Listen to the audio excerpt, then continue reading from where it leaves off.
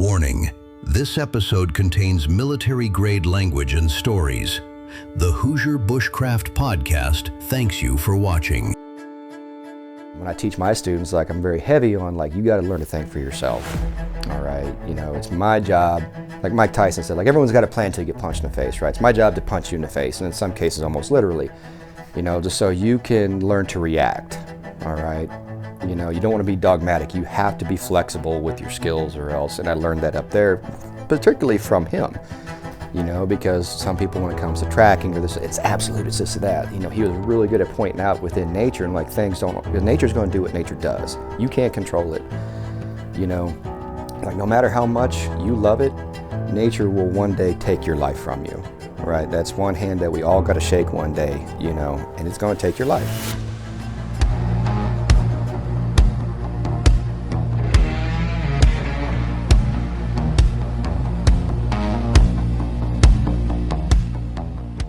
William Hunsaker. Yes.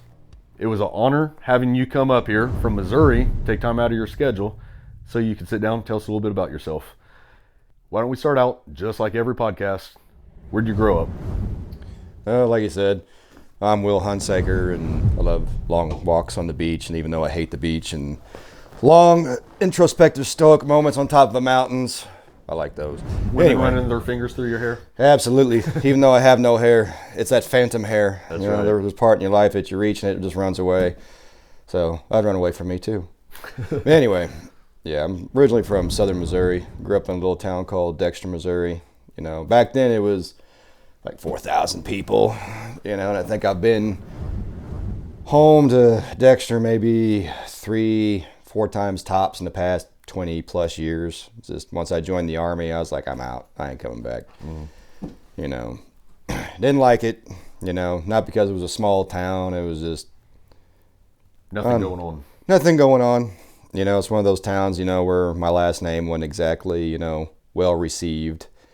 I don't know if it's really that way anymore now. I don't talk to my uncles or nothing like that. Just kind of poof, disappeared. So still friends with a few people there, but when I went back this last time, it was sad to see because we used to have a really cool, small downtown area. Just kind of much like what your little town here is, but it was a big square, like Lost in Time, Mayberry Place, and it was a thing. Every Saturday the family go down there to just kind of walk around, see people, and now it's all shuttered up. Like 1 or 2 stores are still open, and then everything's pushed towards Business 60, and almost reminds me of a third world country in a degree. Is if there's a spot that they can put a business on the main business drag, there's something there, even though it makes no sense to have it anymore. Yeah. But it's still nice to see some of the old businesses that I saw when I was a kid still doing well, like the Dexter Queen, which is like a rip off of Dairy Queen, that has DQ and a big fat pig on it or some shit, and Just enough to change the branding so that way they didn't get in trouble. Just enough, and so it was nice to still see that. The donut shop that I used to dream about when I went to war, it's just when I get home, I'm going to go get one of those donuts. Never did, but, still there. Don't taste the same, though, so they probably changed something somewhere, but. They always do. Yeah, used to be like angel tears back in the day. Now I'm like, this is some stale-ass bread shit. That's why you get a fresh Krispy Kreme rolling down the line. It's you put that in your mouth, it melts. It's yes, this is what I want. Yeah, that's my dog's favorite brand of donuts. He's picky. He's a bougie ass dog. Wish I could have brought him, but this is too hot to travel with him right now. Of course. So. Hey, it wouldn't be the first dog we had on the show. So. Oh, I know. I've seen that. Maybe I'll bring him next time. There we go. Because he's a big bastard. So. We'll make room for him. Oh, yeah. You ain't got a choice. So, but So what'd you do? Were you a lot of outdoors activities when you were a kid, or? Good question. Yeah. Typical country kid, brought up hunting, fishing, all that stuff, camping. I can't say that I had good parents. I will say that I had good parents. Not the best. My dad was an overbearing asshole. We ain't talked in over a decade. Not since my brother died of cancer. We haven't talked, but yeah, he had his way of doing things, but he did teach me some things, which was nice, and My mom, though, I think out of everybody raising up when it comes to the outdoors and stuff like that, and sense of adventure, 100% came from my mom, not my dad. Maybe different for most, but my mom was a big reader, loved John Wayne, right? So I got brought up on all those movies. My dad loved Clint Eastwood and all that stuff. That's great, but my mom was a very educated person. Pharmacist, been a pharmacist longer than I've been alive. I'm 44 years old, and she's been still going to work. Just because she only does it 2 or 3 times a week, but she just likes to work. But she's a big reader, still is. And back when I was a kid, she was giving me books way above my reading age. And then, so, like Jules Verne, H.G. Wells, Treasure Island, get Robinson Crusoe, just giving me all those books, and I just devoured them. And all those fun adventure books. Yeah, so it just really cemented that. My grandfather too, right, he influenced me a lot, up until he died. And, he was just a countryman, Navy man, drank beer all day long. From the moment those old vets did. On the moment he woke up, he drank beer. To the time he went to sleep, he drank beer. And that's probably what led to his death, really, because he was a tough old bastard. And he cut his toe, tripping his toenails. And then he let it go. He's just like, it'll be fine. And then the gangrene spread, and it took him out. And he laid in the parking lot of his house for 48 hours before he crawled back into the house to call an ambulance. And of course he died. But after he went to the hospital and took his leg, but he had no electrolytes in his body because the old bastard wanted to drink beer from morning to night. And he was never drunk that I remember anyway. Mm-hmm. But he was just, and it's that old Miller Stag beer, right? That this is complete, when you drank it, you just taste the anger that went into it. It's like, there's no way you could be happy drinking that beer. Yeah. But that old bastard drank it, right? And it sat on top of the fridge. So whatever the temperature of the house was up there, didn't keep it cold. It was on the porch or on top of the fridge, because that's the way the old Germans used to do it. They didn't drink it, cold. And that's just where it was. And I can still remember the smell of it. And I was out adventuring just the back roads of southern Missouri probably about a year or 2 ago, and I came across this old German bar that had this big Stag beer on draft. Right, it had probably been there for God knows how long, right? Like, what, I'm going to have one. I couldn't drink that shit. And I can drink anything. And I'm like, oh my God, this is awful. Forgot how bad it was. Oh my goodness. You get PTSD from drinking that shit. Yeah. Every time you see that beer can now, you're going to cry. Oh man, yeah. But yeah, that's pretty much what did he, man. But he taught me how to butcher. He raised rabbits, taught me how to butcher rabbits and all that stuff. My dad tried to teach me how to fish, but I was so bored. I hate sitting still. I like walking around, and I was like that back then. But I can fish, unfortunately. I'm decent at it. It's one of those things, weird things where you're good at something you hate. It's like running. I fucking hate running. Yep, there it is. There's your first bleep. We all do. I hate running, but I'm good at it. Yeah. My knees don't like it, but yeah, so just reading all those books, so I was always going into the woods, starting fires, Luckily, I'm surprised I never burned nothing down, but I was always cognizant of what I was doing, even back then. Didn't know I was being safe, but it was just the sense of it, And then, I got into all the sharp objects. I'm a knife nut. Love them. I can't buy enough of them. It's like an addiction, and I was into that back then. My mom started buying me knives and shit. And of course, I was cutting myself like crazy even back then because I'm playing with it. And, my grandpa would get mad at me because I'm stabbing holes in the feed bags because we had horses and all that shit. And he's like, I'm going to stab it. It looks stab worthy. This is fun. And he'd come in and go, it's like, did you do this? I'm like, no. And I'm like, God damn it. I'm like, yeah, I did it. Were you doing all this stuff the majority of the time were you by yourself? I was by myself. Siblings with you? Or? Yeah, at the time, it's a complicated family history at a certain point because my mom remarried and I ended up calling him Dad. Mm-hmm. He's the one that taught me all the, hunting and fishing and all that shit. But back then, though, it was just me, my mom, my sister, and we grew up in a small cabin, actually. It had a potbelly stove, no central heat or air. My mom bought all his property back then because she had divorced my biological father. I barely remember him. Mm-hmm. I remember his name. And I haven't seen him since I was probably 8 years old physically. Yeah. And it's not one of those things I lose sleep about. It's so long ago, it's like I don't really give a shit. But So I grew up surrounded by woods. There was a creek, crawling around the barn. I shouldn't have been in. That thing should have killed me, but it didn't, But my mom just let us run wild. That was her thing, always home, I ran away a few times because I was like, I'm going to go do my own thing. And then my uncles would come find me and beat my ass, and for running away. But that was always my thing. That was just part of my childhood. And so, yeah, so it was really cool. And then my mom married a guy named Dan who wound up adopting me and my sister at the time. And then he had kids from another woman. And so we all grew up together from like roughly the age of 8 until the time that, I left. It was like a little country Brady Bunch. Something like that, but he took us away from there, and I didn't like that back then, because I liked where I was. Yeah. And we wound up moving to Dexter from this location, so I pretty much spent my whole life there, like the parts of, being a teenager, growing up and all that stuff. And like I said, it's kind of a complicated family history. And, but, so he tried teaching me, hunting and fishing, all that shit, and, he was good at that. He was not a good teacher, This is probably why I teach the way I do, because he was, do as I do as I say, and all that shit. The one thing I probably now thinking about, now I'm talking about it now, is probably why I'm good at learning, is because I learned how to observe and learn how to do well just by observing without hearing someone tell me. If you can observe what someone's doing, you can pick it up. Yeah, because his whole thing of learning is like, well, you stupid or something. That old school that most of us probably from this generation grew up with, that kind of, education, hearing. Right? Yeah, exactly. It pissed me off, right? I was rebellious as hell. And so my way is like, oh, talk to me like that, huh?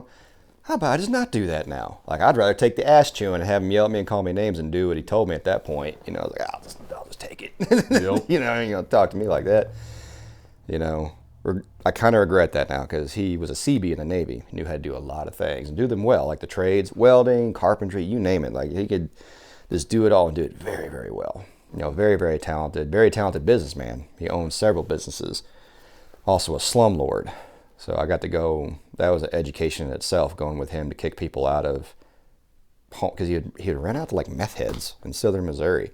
They had trashed the house, so I got to see all that wild shit. But that's one of the things you can learn, not only the good stuff that he's teaching, is you can also see what you don't from somebody what you don't want what to don't do. want to So, be, and that's what I did. And I think that's why I'm a decent teacher now, is because of him, because he was so shitty at it, and I was like, I didn't want to be that, so especially when I'm raising my own child.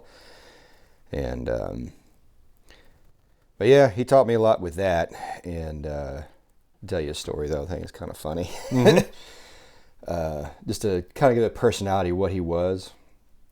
He could be a very violent man, right? He wasn't a big disciplinarian, right? He was scary. He didn't have to, right? Like, he spanked me. Like, I got my ass beat, but I'm not gonna lie, it wasn't unnecessary. I did some shit. I should have got my ass beat for that, because I would test him. Yeah.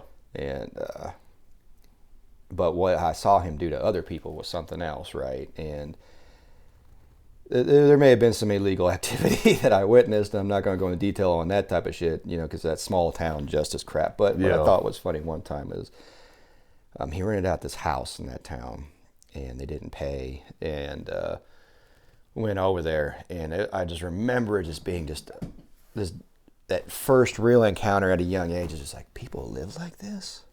It's like, this is disgusting. I'm like, growing up in the woods, like, even a small cabin, right? Like, the cabin was the size of your kitchen down there, right? Mm-hmm. Not big, but it was orderly. Like, it was dress right, Mom kept a tight ship. Yeah. Until he moved us out to a much bigger house, right? Because all of his kids were getting, sharing rooms, so it was like 3 or 4 large houses that he built himself. Like, I didn't live in a house he didn't build himself. Mm-hmm. Until he got bored with it, and then I digress. But anyway, so I go into this house, and it's a large house. It's big as shit, and it is just destroyed. Just all this satanic shit, like literal satanic stuff. I know the difference between paganism and Satan, symbology, right? Straight up Satan shit. Hail Satan, pentagrams, all this crazy shit all over the walls. And like a tub full of used baby diapers. They didn't even throw it out. It just went right into the tub. you know, as a seeing it's like people actually live like this. You know, I'm like, this is insane. Like you read about it in books, like of just pure just depravity, but seeing it for the first time was unreal because like I'm a young man. I'm seeing this like boxes of sex toys, used ones, like with shit growing on it kind of crap, you know, it's horrific shit. And they dumped him out on, they didn't pay the rent. They just dumped it, right? And he's like, he showed up with his dump trailer. We loaded this shit up into the dump trailer, and it was not a small dump trailer. It was about the size of his room, right? Piled up. He found out where they lived in town, drove it over there, dumped it, and set it on fire in their front yard. And it wasn't the first time he'd done that. And then there was another, just dropping it off. He went that next step. He sent a message, and I was like, oh my God. And then there was another time where it was again, but he didn't light on fire. I think because he got in trouble. I didn't know about it, but I think it just because someone in the county said something, and then he did it again. But which is honestly rightfully so. You can only deal with that, you know, because that was back then, you know, like, gosh, this had to been the 90s, you know, when meth first started hitting the Midwest, you know, really bad. And that's the Boot Heel, Missouri. Back then, I remember seeing the news where it was saying, like, this is the heart of meth country, you know, and a lot of my family got into it, including one of my sisters, you know, at some point. I take that back. Not for a fact, but I know she did dabble in drugs, and the odds are is that was probably one of them. That's unfortunate. She's a good person now, don't get it wrong. Like, she turned her life completely around. That's so great. She got out of it, raised good kids, you know, so it's the success story. Young and dumb. Young and dumb. People do dumb shit. Yeah. So, but, what was I getting at with that story? I digressed really bad, but You got off onto a good story. I got off on a good one. I got back to myself now. But yeah, that was the life in that kind of town, you know. But yeah. You were talking about your mom was giving you all kinds of books and stuff Yeah, when thank you were you. young. What was one of those books that just it stood out to you? Like if you had to say good question. one that changed you that you read. Because a lot of people at that age, they're not reading that until they get books like that until they get older. So Yeah, my mom was giving me that when I was 5. Yeah. I was 5 years old reading those books. And, oh man, I have to say Treasure Island really was my favorite book at that age. Just really set it for me, you know. And I'm surprised I didn't join the Navy. And I'll tell you why I didn't join the Navy.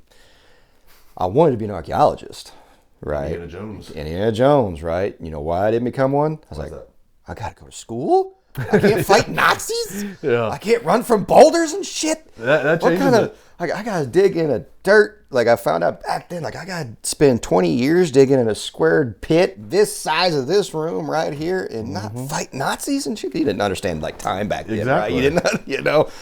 I was like, that's some bullshit. I ain't doing that. But you know what I discovered really soon after that? What? Apocalypse Now and Rambo. And that changed my life from there, you know. But I still read the adventure books and whatnot, and Robinson Crusoe, and then Hatchet. I'd say Hatchet, once I discovered that book, that it was a complete skill set you could get into, that sent me down the rabbit hole of reading other skill set type books that you can get your hands on. Back then it was just Army FMs that you could find at garage sales and shit, you know, and I didn't know what I was reading, to be honest. Like, you were reading it and it's cool, but I didn't understand context. You know, it's hard to understand context when you're that age. And then my mom started getting me military historical manuals, like Julius Caesar's, you know, Conquest of Gaul and stuff like that. And I read them, but at 8, you don't understand context. You know, you really don't know what the strategy's not on your mind at 8 years old.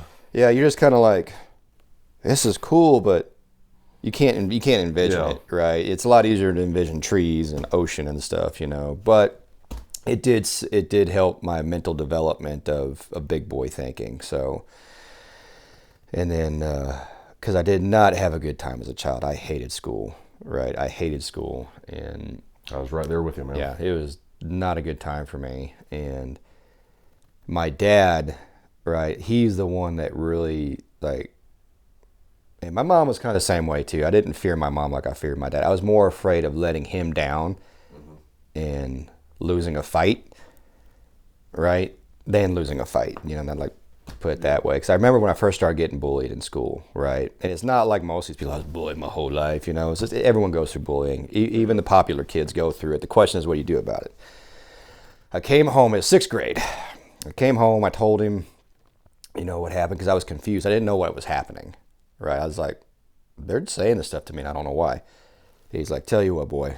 He goes, Monday, you're going to go to school. You're going to take the biggest goddamn book you got and you're going to hit him in the head with it. And I was like, okay. You know, I was like, this isn't going to be what good. am I going to do? You know?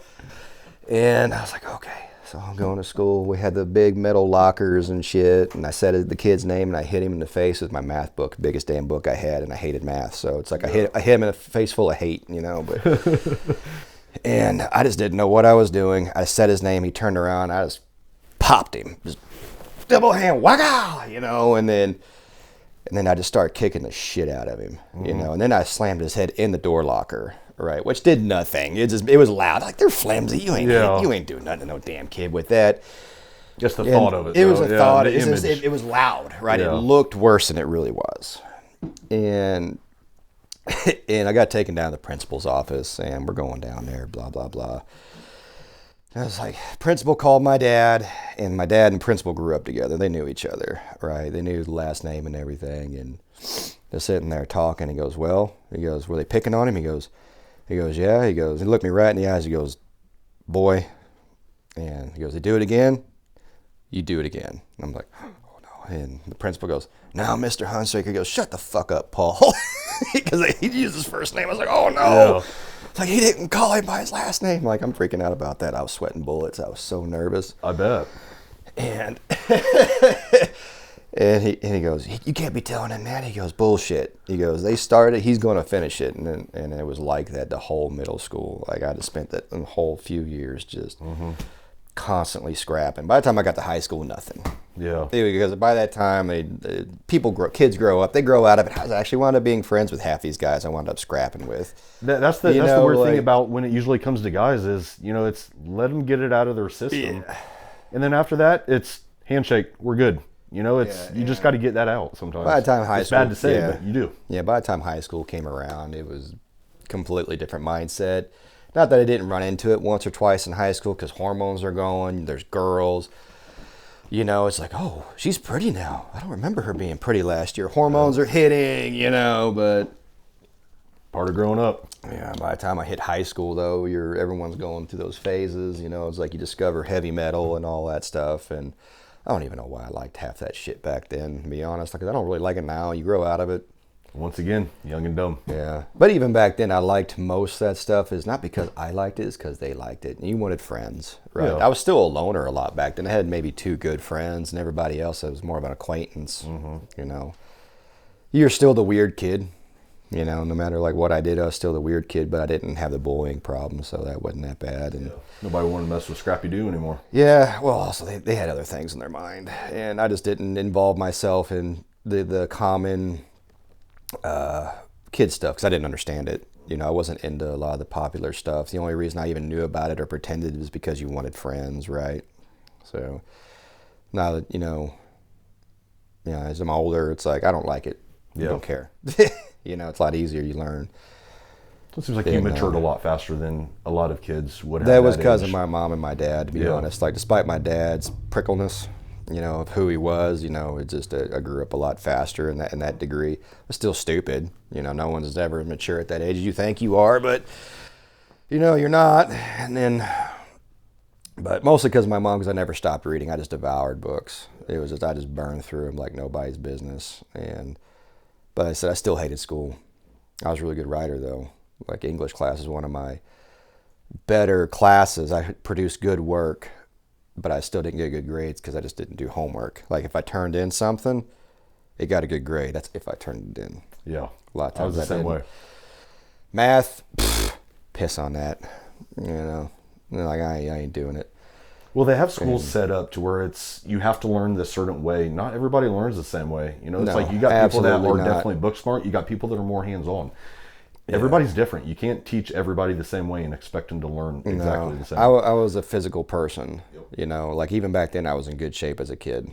Because my dad bought me stuff at 14 for working out and whatnot. I was already a natural runner, and I never played no sports. My mom put me in baseball one time, and it didn't go well. I did not have the temperament to play team sports, And And that's why I did wrestling, man. Yeah, I didn't do wrestling either. I just didn't like I didn't like people enough to do that. Plus small town politics, they didn't exactly play. They put the wrong people to play sports because I want my kid to be popular. And so I was like, I didn't want no part of all that. And like I said, just a little bit more socially awkward. Like that social awkwardness didn't never really go away. Just because I just wasn't. The kids were exhibiting a behavior I didn't understand, acting stupid, doing dumb shit for the sake of being dumb, like was something I didn't really get, and I didn't really want to do. Did I do it on occasion? Yeah, to just test the waters, but it never really worked in my favor. So I just stopped after a while. But yeah, like I said, just still kept reading. Big history buff. History was my best subject matter, and since being a good writer, I could write good papers. And was a good researcher just because I knew how to ask the right questions and I knew where to go to find them, to find the answer. And like I said, that's just 100% because of my mom, absolutely. So, and like I just tried to get out of school as quick as possible, got into a work program in school just so I don't have to go to school. Mm-hmm. I'd rather go make money. Going working down at my dad's shop, which he did not pay me for. And then, so I started working at a grocery store. It was my first tax-paying job. Everything else was farm work before that. And my dad owned a mechanic shop, and he expected me on my days off when I'm not at the grocery store to be down at the shop working for free. That's room and board, man. Screw that. Like, me and him fought so much over that crap, it was retarded. It was just constantly, because like him and my mom had divorced by then, and I stayed with him, and I'm not getting into that reason at that time. And I cleaned the house, I cooked, so that at least that set me up for success. But he was just a lazy bastard when it came to that shit, and so it made me bitter. I was like, I'm not a wife kind of stuff. I was thinking it back then. Because of him is why I hate barbecue, because that's all he ever cooked was barbecue. Now it's like I can't smell it without wanting to puke. That's something horrible to hate, man. I love barbecue. Yeah, I can't stand it. Let's go get barbecue. I'm like, no, I ain't not eating that shit. Start twitching. Yeah, I'm like, oh God, and then, but so, like I said, like I just read a lot and work out a lot all the time and run and stuff. Yeah. And then. So you graduated high school. Yeah. What was your next step after high school? Oh, I joined the Army right away. That's weird to say, because earlier you were saying not a team player, and then you joined the Army, the biggest team in the country. But it was a good set for me, though. Yeah. Because everyone's a clean slate, right? And what I liked the most about the Army, and I joined as an infantryman, right? Because I wanted to fight, right? I wanted that physical challenge, and I went on to do some cool stuff, while I was in the Army, but it wasn't the major influence on what I do today, with bushcraft and survival. So. But I had some good times with that, and I won't go into much detail on a lot of that stuff. But the Army as a whole was just really good for me. I loved it. I have no regrets about anything I did in the service. Like, it was just the perfect job for me. And I'd still be there if they let me. But it's like, life happens and shit happens now, and it just is what it is. But I got in there, and me just being a physical phenom at that age in my life, I could run 5 miles in like 25 minutes, man. Like and I never had ran 5 minutes straight before, till they made me, I was just trucking. You were that guy that I was hating, because I'm that guy that's running at the back, about ready to die. Yeah. I can ruck all day long, running, no. Yeah, I was one of those guys, but I wasn't a big guy either. I look bulkier now, only because I got older. Yeah. And back then, I was 150 pounds lean, ridiculous. I had like a 12-pack abs, and all that shit. Not anorexic, I was just fit. And push-ups, pull-ups, and I wound up in a unit, and they stuck me in weapons squad, and they stuck me on the Carl Gustav team because of my PT score, and that was miserable. You're packing another 100-something pounds on me on a 150-pound frame, and like I could ruck, but not with an extra 100 pounds. Yeah. His frame was just shitty, but I still don't regret any of it. It's like the saying goes, be thankful, trying to remember, I don't know, it was Marcus Aurelius that said that, be thankful for suffering. I'm probably quoting the wrong person, but, be thankful for suffering, for it forces the human spirit to grow. And that is true. That's 100% true. Like without all the suffering, and suffering is a over dramatic word for a lot of that stuff, but it's a good catch-all. But without the strife and the bad times, to be honest, I wouldn't be the person I am today. The calm individual that I am now, is as I strive really hard to be calm every day. I think a lot of veterans struggle with anger issues. And I do. I don't deny it. Like, I'll tell people, like, one of the funniest things I like to say is, like, yeah, I run on alcohol, caffeine, and hate. People like talk about the triangle of fire in our profession. I say, well, mine is alcohol, caffeine, and hate. With those three things, I can make anything burn. That's right. And it's a joke. I don't booze as nowhere near as hard as I used to. And mostly because it was affecting my physical fitness performance. Not so much as it was putting on the weight. It was just making me slow.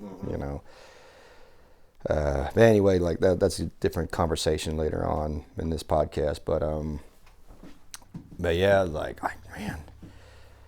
But yeah, back then, where you can eat and drink whatever you want, didn't do a damn thing to you. You were invincible back then. But the Army was just good for me. I loved it, and I just took to it like a duck to water. And how long were you in? About 13 years. Okay. About 13 years. It was a whole from beginning to end. And when I got out, that's when I started getting into this stuff. And I went to college. I went to college to try to be like a war correspondent. It was kind of my idea. So I was taking stuff for, what was it? Journalism, political science, so international relations classes and all that stuff. And, and I hated college, I ain't gonna lie. Then my mom was like, go to college, you'll love it. It's different. It's not the same bullshit. Bullshit. I'm 30-something-year-old man at this time sitting in the classroom with a teacher who's my age. They've they're international relations people, so they travel too. It's like, what it's like. Yes, I know what it's like in these shithole countries. I absolutely do know what it's like. And been there, done that. Been there, done that. It's like you get to go to all the green zones, or if you don't, you're going with, a security team. So it's not in my experience, it's not a real experience. Unless you're living like them and experiencing their hardships every day. Like then okay, then we can talk. And that's the cool thing about being an infantryman is, like, yeah, they stick you out there for like weeks at a time. People don't like. 'Cause I finished out with the 101st. As a Rakkasan. And, they'd stick us out there for like weeks, just living on MREs maybe. Yeah. We're sitting in these little shitty outposts, for weeks at a time, living like, you guys shaved today? Yeah, sure did. No, shaving shit. That kind of dumb crap, but you're living with these people coming out there, constant threat, and That's what we took over school when we were there. I was 82nd, and we'd stay out there for weeks at a time. Yeah. And they had us, part of the time we were, in an old school. You'd have, each squad in a different classroom, and that's where you would stay at. Another time, it was just a bunch of empty, already bombed houses that we were staying in. And every 2 weeks, you'd come back for 24 hours, get a shower, get a hot meal, and then you're right back out there again. Yeah, it was just kind of funny, but we'll be living out of the Humvees. That's it. All you got is Humvees. They'll put you in a circle, like circle the wagon stuff on top of a hill. We've been shot at by the National Guard because for whatever reason there was like a report out that, like the enemy had stolen like a bunch of Humvees or something like that, right? And we're on top of that hill, and then the National Guard rolls by and lights our guys up and stuff. It's like, what the hell? Like we're taking arty fire, not real arty fire. Yeah. It's grenade launchers and 50 cals lighting us up. Like, what the hell? No one got hurt. And then after that we stole like some building material from somewhere and then put in engine in like IR reflective tape and stuff. We put USA on it. Like this thing was huge. Like I put it right on the side of the hill so it wouldn't get lit up, Like our unit got in fights with the National Guard, like in the middle of MSR Tampa. Had a little staff sergeant. I wasn't there for the instance, but I seen the cast on his arm. Like he went and like broke his hand by punching the biggest dude in the head, and Rightfully first class, drop kicking some dude, like off the ground, double feet kicking.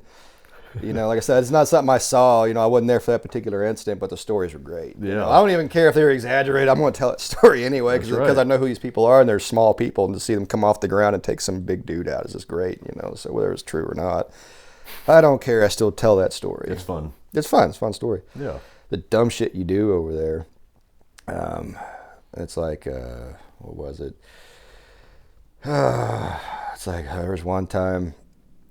I'm not going to tell this guy's story. Like, I'll tell the story. I'm not going to tell his name, but he had a healthy fear of spiders, right? Extremely healthy fear of spiders. And you know what's all over that zone? Camel spiders. Camel spiders, right? I've seen guys dump entire magazines, not hit the spider, right? Like they're opening fire on a fucking, like stomp on it, dude. Like step on it. Like I didn't have that issue, but they did.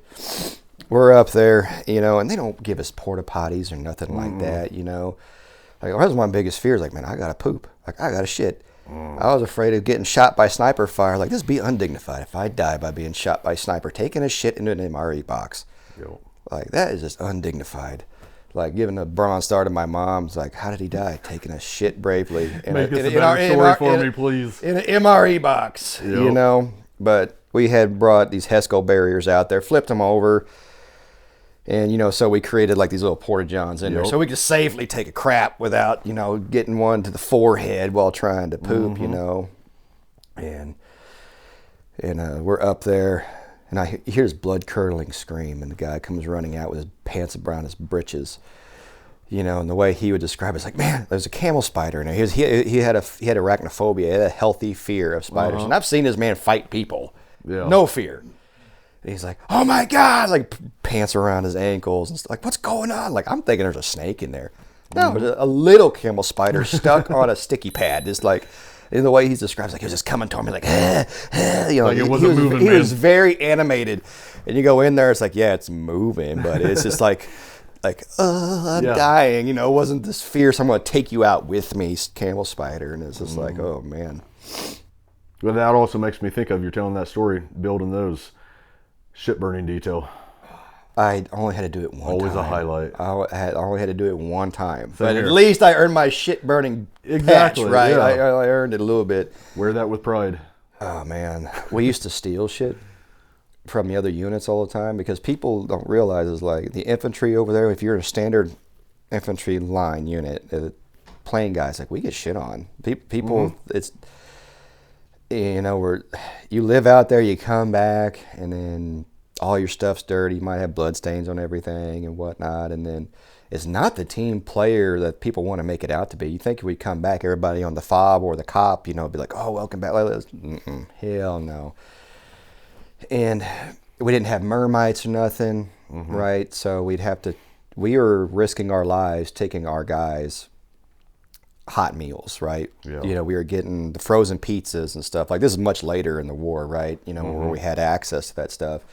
And we were putting it in the microwaves, and we made our own hot boxes, right? By cutting MRE boxes and sometimes duct taping, the Mylar stuff. And if we had it, or just tinfoil, making these boxes and putting the food in there. And then because how we ran missions, you'd have guys that are on mission standby, ready to rock and roll at any point, like a QRF, or if they just had a mission they wanted us to go wreck some shit, we'd go do it.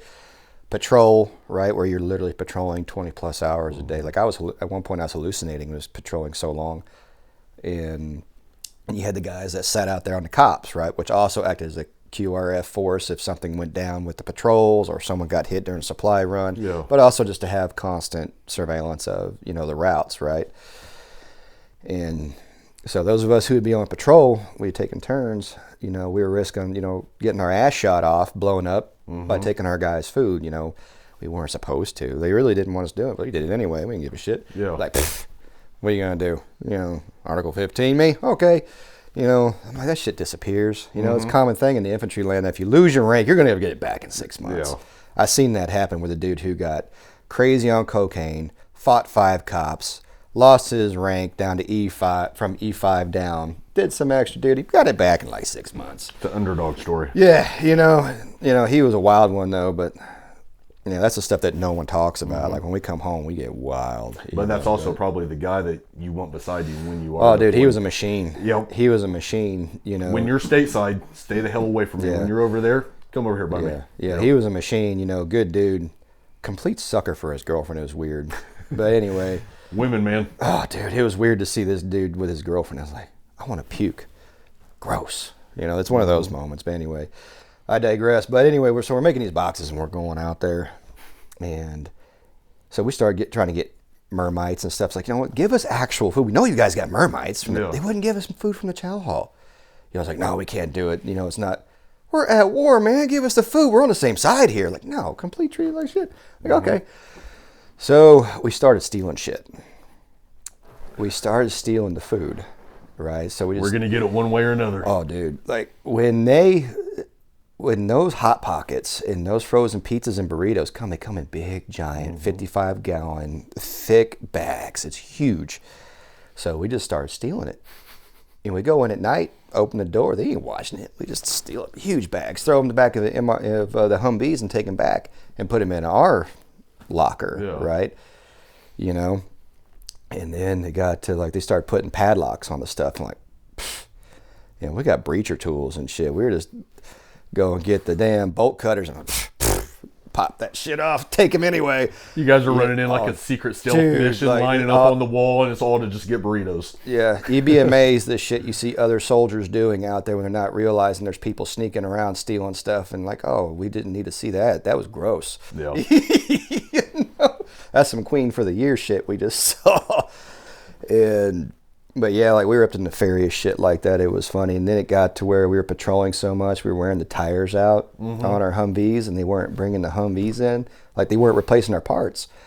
So we were stealing the parts. So we started going to the other units that was on the fob and stealing like a bunch of damn Hoosiers in the night, you know, cranking the shit up and then taking the tires off and leaving the whole Humvee blocks just to take the tires and put them on ours. Just imagine a colonel walking out to, you know, go roll somewhere and just seeing a Humvee up on jack stands. Oh, yeah, it was funny. We were stealing it from the MPs mostly because, you know, infantry don't like MPs. MPs don't like us. Yeah, like, hey, thanks, guys. We're taking these. Stole an alternator or two. I didn't. There's always a guy in the unit that can make jailhouse hooch, and he could steal a car, right? So, at least one. Yeah. There's usually multiple. And but yeah, doing that type of shit just to keep it up and going. You know, we put our own armor on our vehicles because the mechanics wouldn't do it, but that's okay. We got guys that can do that too. Yeah. You know, it's amazing like how much shit we had to do ourselves, you know, that the units were not helping us with. I'm like, okay, bet, we don't care, we got it. And my favorite one was always, you're out in sector 2-3 weeks, you get 24 hours, you make it back in time just to get chow. And you show up, everybody's getting right off the LMTV. You're going up to get chow. Been out in sector for 3 weeks. You guys can't come in here. You got to go shower, put on a clean uniform. It's like, are you kidding? They're in full battle round, standing there on a fob. It's like, come on. Like, are you kidding me? We ran into the same shit. Yeah, same stuff. Insane. And we're like, you can tell we've been fighting or doing something. You'd think, hey guys, like, just we can't bring it here, but give us a second. We'll bring it out. No, none of that shit. But they got tired of us stealing stuff, right? And finally they busted out the mermite, started putting food in it. Thank you, sir. Yeah. Was that so difficult? Yep. Right? And just complete mismanagement of funds. Like this one in particular, you know, like they spent like $140,000 on cheap-ass Chinese wooden tables and chairs for morale purposes. We're like, morale for who? Yeah. We don't live here. You know, we're barely here. You know, like we're fine with plastic tables and chairs. I'm sitting on it to eat. I don't give a shit if it's wood. You're like, we need other things. And it was just dumb. But the guys you serve with doing those antics, you can't beat those stories, man. Nope. You know, like I'll never tell a war story where we hurt somebody, right? Unless I'm with you or something, you know, where you kind of get it, but or I'm just pissed drunk, and which is a rare form this day and age. That's what makes it all worth it, is those stories. But the fun stories, that's like no one talks about that shit. You know, they want to come on things like this and cry because they saw their buddy blown up. Like, man, I don't want to talk about that shit. Yeah. That's why I don't do VFWs. That's why I don't do these other military fraternities, is because it turns into a dick measuring contest I'm like, man, I'm not here to relive that shit. Like, let's talk about the dumb shit. Like, who did you steal from? Exactly, the fun times. It's like, did you guys make hooch too? Like, oh yeah. You know, we had one guy, his nickname was Raptor, right? And it wasn't because he was cool. Or he liked Jurassic Park. Yeah. Because he had this long ass neck. And then when he ran, it was almost like a chicken. You know, but he was very ingenious in the ways he got shit done, right? Pure white trash, right? But there wasn't nothing that man couldn't jerry-rig, make happen. But he was our hooch maker, right? And he would steal that shit, like the juice boxes and stuff, and the fake champagne from the chow hall. And O'Doul's. Yeah, one time we put it into a Gatorade bottle and had it in the cooler, and so we knew it was red one and put it in the bottom, and we had it in our Humvee. And that day, you know who got in our Humvee with us? Who's that? The chaplain, the chaplain's assistant. And guess what fucking bottle they grabbed? And I was like, oh shit. About to get interesting. I was like, ain't this something? And he grabbed it, he drank it, and he's like, oh man, complete dork. Yeah. Right. He's like, it's gone bad. I'm like, oh, let me just get that from you. And I look at my sergeant right next to me, right? I'm like, oh shit, stepping under the deal. And that's where we'd hide the stuff, right? Because no one thought to look in there, right? So we always hid it in there. And despite our wildness, we were, you know, professional fighters. You know, it's not like we were pissed drunk on patrol, but we just hide it in the vehicles because they never checked there. Yeah. You know, they always checked the bunks and stuff, but never checked the trucks. You know, but also it was always fun. It's like I tell people, it's like, man, like I was like, what's that moment, you know, like the PTSD stuff, right? You know, because, you know, I got TBI and PTSD. You know, what guy doesn't? You know, it's just how you deal with it, right? Exactly. I was like, yeah. You know what really did it for me? It's like this one time, I was taking a shit, and someone dropped a rock down the porta potty, splashed on my butt. It ain't been the same since. Because that's true, man. I was like, every time I sit down now. No, yeah. It's like, but even when it's clean and you're in there and it's like 120 in the shade, it's like 160 in there, you know, trying to take a crap, you know. And it's just, you're just like, oh my God, you're just pouring sweat. And it says, then your buddy will come by and he knows you're in there and he'll drop a rock through the vent and you're like, oh no, and you brace for impact. And it's the splashes on your butt and you're like, you feel violated. It's like, oh, this is so gross. You know, you son of a bitch, you know.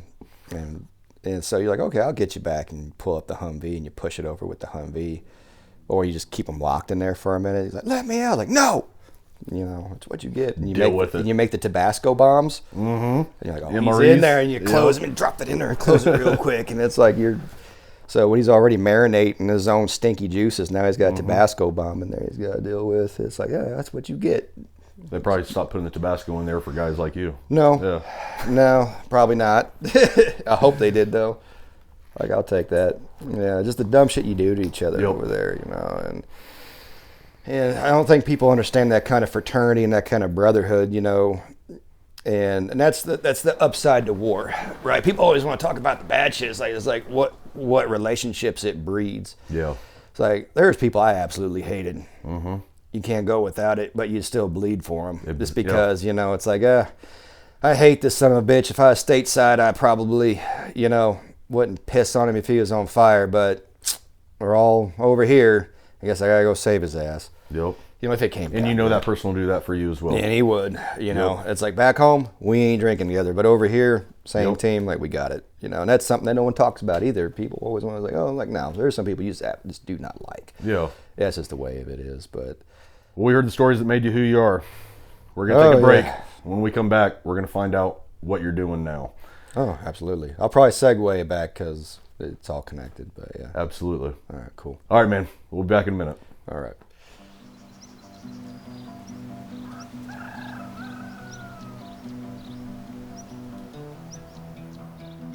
Campcraft Outdoors is a camping and woodcraft gear manufacturer. When we're crafting products, it's literally a family endeavor. Every member of the family has their piece of the puzzle. All the products we make, we literally cut it by hand, we stitch it one stitch at a time. We're making it handcrafted in a hand-waxed format like they did 150 or 200 years ago. As a maker of handcrafted items, our greatest challenge to selling a traditional item online is the education that's involved. Knowing that I don't have to sacrifice the traditions of camping and woodcraft for modern technology is a wonderful feeling, because it enables me to run a more successful business by saving me time, energy, and resources. My family feels a great sense of pride every time we stamp a logo on a product, knowing that we've brought something out of the past and enabled a customer in the modern age to use it for years to come.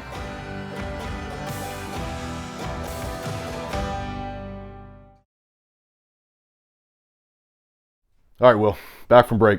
Yep. Swapped out our caffeine from coffee to energy drink. Yeah, so I know, right? Gonna have a fun last part of the podcast. I gotta refill my corner of my fire triangle. There you go. It's running low. Caffeine. Caffeine. All right, man. We were finishing off earlier before the break. You were college, wanting to do journalism, stuff like that. Let's pick up from there. So now, I don't know if we mentioned in the beginning, but I'm the director of operations for Sigma 3 Survival School and have been for almost 10 years, not quite, but I've been here, a while. What was it, 26? Yeah, about 7, going on 8 years, give or take. But anyway, I lose track of time. Yep. I got into this stuff in college. Like I said, I was going to learn to be this stuff, and I had to do an international relations project, right? Either to go to the consulate or the embassy, some shit like that, right? And I was like, you know what? Like, I've been canoeing my whole life. I've been on the rivers here. Got a buddy that's got 6 canoes. Like, I've got sleeping bags and tents. Like I said, I've been at, even though like when I was in the service, I didn't really have time to do a lot of that stuff, right? And when you come home, you're like, I ain't going back. I'm gonna go sit in AC. I'm gonna go party, do some dumb shit like that. I'm not gonna go camping. I'm not in the mood. But when I got out, I got back into it. And so I had all the stuff. And I was like, can I just do this? And I'm like, yeah. So I snatched up a whole bunch of Chinese students. And you gotta remember, these are bureaucrats kids, right? Bureaucrats, I'm sorry. But they don't know shit about being in the countryside, even though most of their country is very rural, right? But a lot of their population centers, at least with these kids, they're like from, trying to remember, Beijing, stuff like that, right? And they don't know nothing about countryside. It's all city center for them. And so I loaded them up and, showed them how to paddle a boat and how to canoe. Took them right down to the Little Niangua, right there in Missouri. And because I went to UCM, University of Central Missouri, and started doing that and thought it was a cool experience. Cooked on cast iron for them and everything. And like I said, it's just stuff that I learned growing up and proficient at, and never thought nothing about it. And I was like, you know what? I wonder if I could do this professionally. And it just stirred my interest. And I just started looking into guide schools and professional outdoor schools and stuff like that. And that's how I stumbled into the whole survival thing. I was like, if I just get better survival training, it'd make me a more rounded guide. I originally wanted to be like a hunting guide, something like that, where I'm out all the time, do that kind of stuff, or being in a canoe all the time is what I wanted to do. And so I just started looking at all these schools. I went to the National Outdoor Leadership School. I went to Alderleaf, and I went to several like no-name survival bushcraft schools. Like none of them that I know of are even open anymore. Just weekend guys, right? Because back then, this is like 2013, 2014, something like that. Some of these people are just now getting started. There's really not. It's not the market right now is very oversaturated. YouTube's oversaturated with it. It's just overdone. Yeah. And so back then, it was a little bit better quality.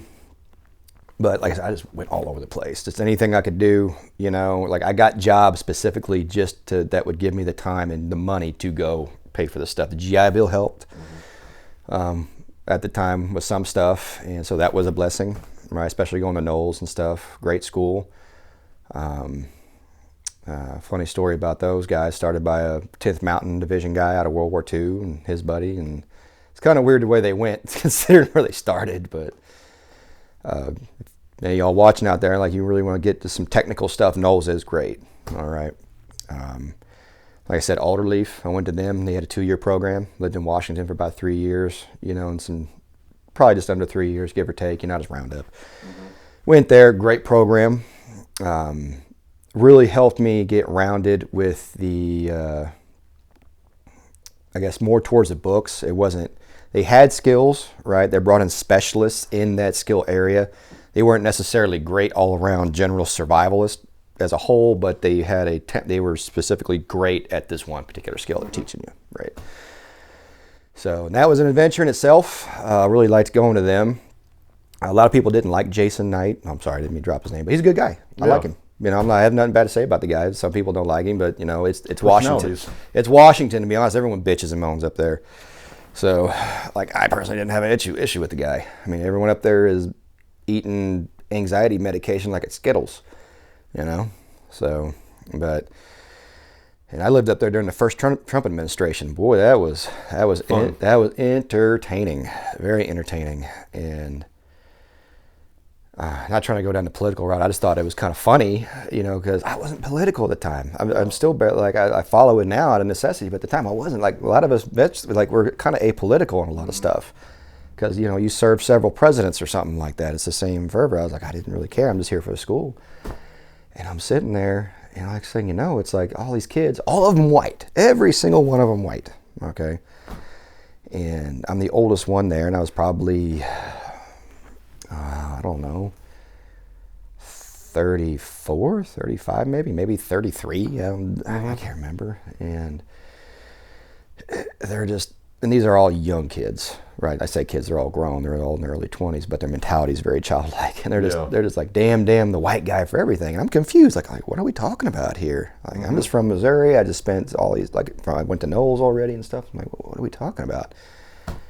And it clicked on me, and I was like, and my girlfriend at the time was Mexican. And I was like all this crap y'all are talking, like I'm the guy you're supposed to be hating right now because the way I dressed, my values and stuff, and I'm the only one in here that's actually with someone that's not white. You're with someone white, you know.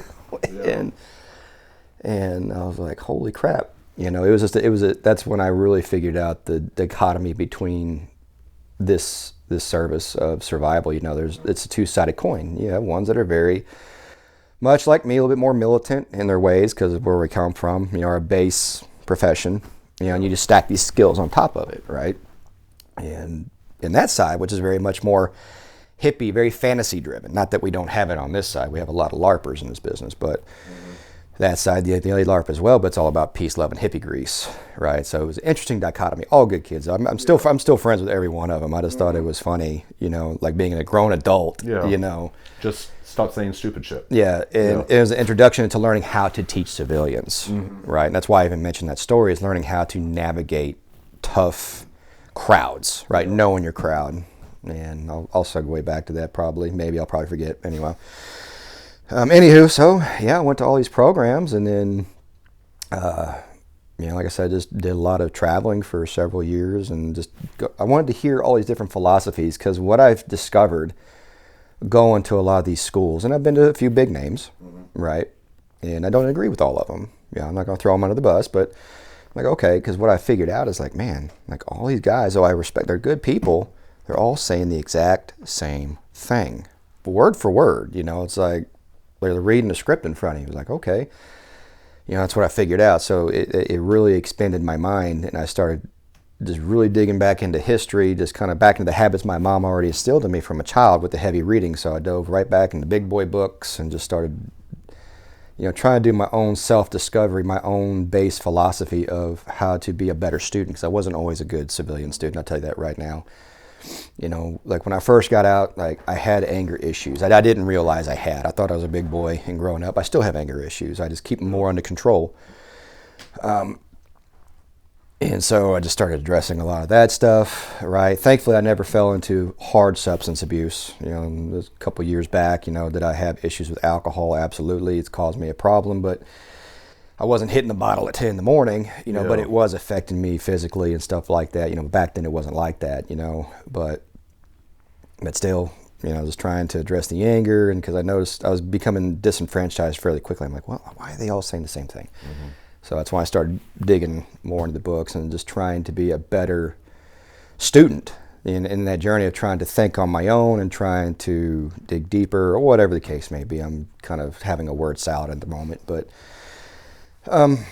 made me a better student. I started to learn better, and then it started making more sense. And like, okay, not being so critical, and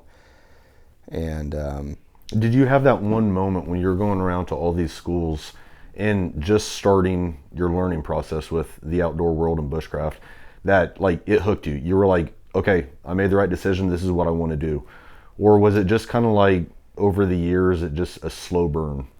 That's a good question. I'd say when I was at Alderleaf, it hooked me pretty well. It's because I had an instructor up there. I am going to say his name because he's a good guy. Yeah. Great at what he does. It's Chris Bird. You'll never see him on YouTube. Just a brilliant guy, because I was heavily influenced by Ray Mears getting into all this stuff. Like, okay, so that's why I even went to Alderleaf to begin with, because I wanted to be well-rounded. I wanted to understand the books, because almost everybody before them that I was going to was very skill-heavy. Yeah. Right? Do as I say, because that's the way I was taught, not the way I think.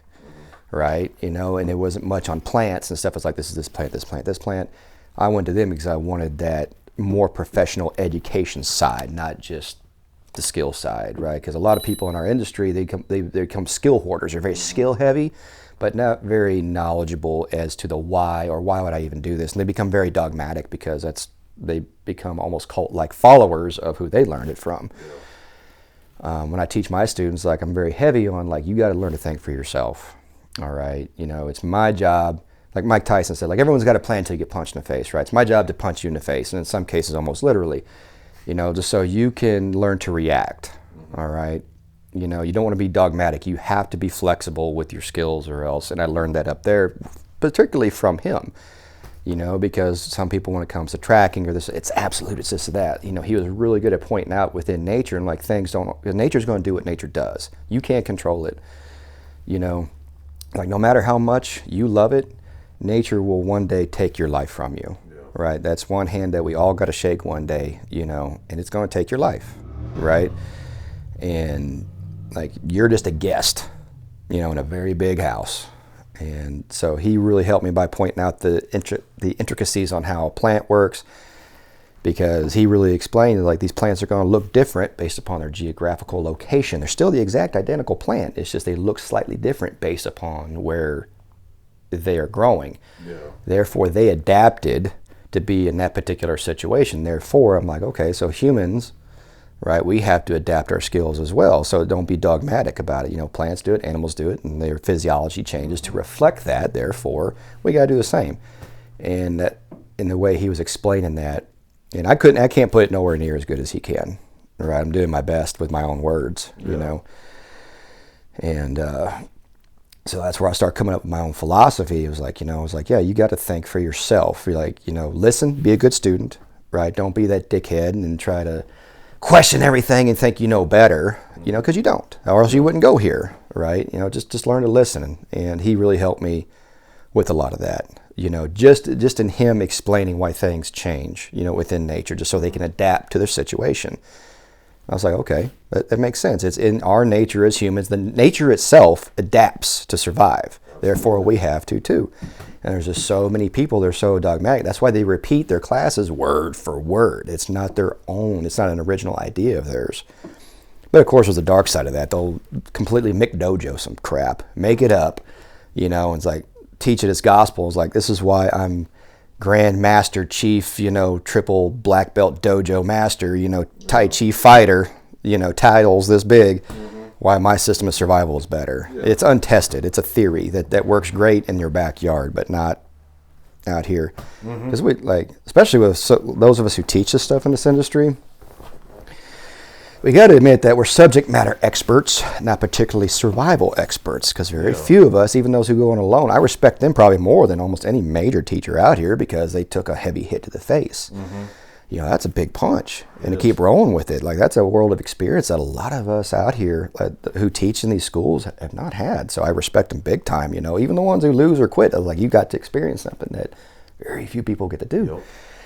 That they have, right? And that's why if Alone is watching, pitch my idea right now is like, I will sign up for Alone only if only the other big names do it too. Yeah. Like, I want to go against them. Contest of the champions. 100%. Like, regular Joe, I'm like, okay, I may lose, I may win. You're at yourself. But if I'm up against the big names, then Like, I'm going to win. Like, I want to. It's like I want to fight, you know, as opposed to out here. You're kind of against yourself and everybody. You make friends with them, right? Yeah. Probably.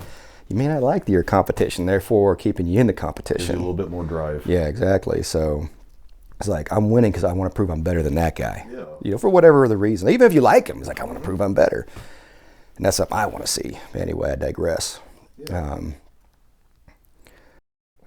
That's one of those things. It's like, you know, you look at like basketball. It's like everybody would want to play against Michael Jordan. You know you're going to get killed, but you want to be able to say, this is how I did it. Like where I stack up. Exactly, right? Yeah. You know, it's like you got a lot of boxers and fighters out there. They just want to know how, they just, like Rocky, like, I just want to go the distance. That's right.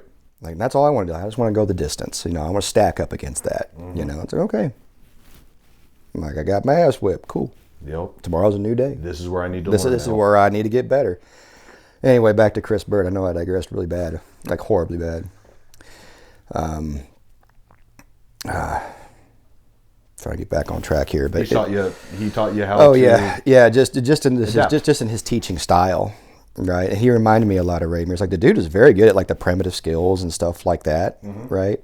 He doesn't do them because they're boring. They're not intellectual enough for him, because he is very physically talented as well, very in shape guy. You know, but he's a complete genius, right? He has all the, I don't know if he's card carrying, but he has every sign of it. Wears the same thing every day. Doesn't talk well. His social cues are really weird, kind of off, but just a brilliant naturalist. Somebody you can learn a lot from. Oh, absolutely. I send like anytime I get my students to my class, and I said, if you guys want to expand on your naturalist skills, you go see this guy. Like, this is where he is. This is the school he's at. You go see that man. I'm not afraid to tell my students to go elsewhere if they're in an area that's weak. Because the philosophy of our school, right, we're generalists, right? We try to at least master the basics of many fields, right? Human beings are only really going to master one, maybe two things in their life. And you're going to be great at a few more, good at a few more, and then okay at even more, and then you probably suck at everything else, right? You only have so much time in your life. And, you know, this guy, you know, just when it comes to naturalist stuff, you know, people who struggle with plants, right? We just don't have the time for me to get you to master level of understanding plants. It's like, this dude will get you up to speed faster with the natural world in a week than I can. Yeah. Just because he's a natural with it. You know, he can put all that information, you know, in a way I can't in a week that I can't in a week, right? He's been doing it since he was knee-high to a grasshopper. You can't beat, you know, 50 years of that stuff. You know, probably 50-something, you know, now. But at that time, I think he was like 30-something or 40. You know, you just can't. Like, yeah, that's what he lived for, you know. You'd be like me giving him a rifle, and it's like, let's go fight a weed. Yeah. You don't know what to do, you know. And anyway.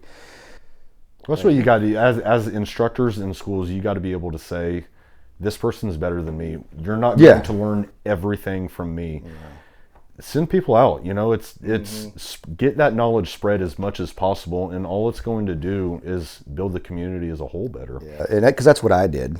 You know, I just bummed around. I wanted to hear other people talk, and I created my own system by taking this piece, you know, to create my own way of doing these skills, of being a generalist, you know, like a jack of all trades, right?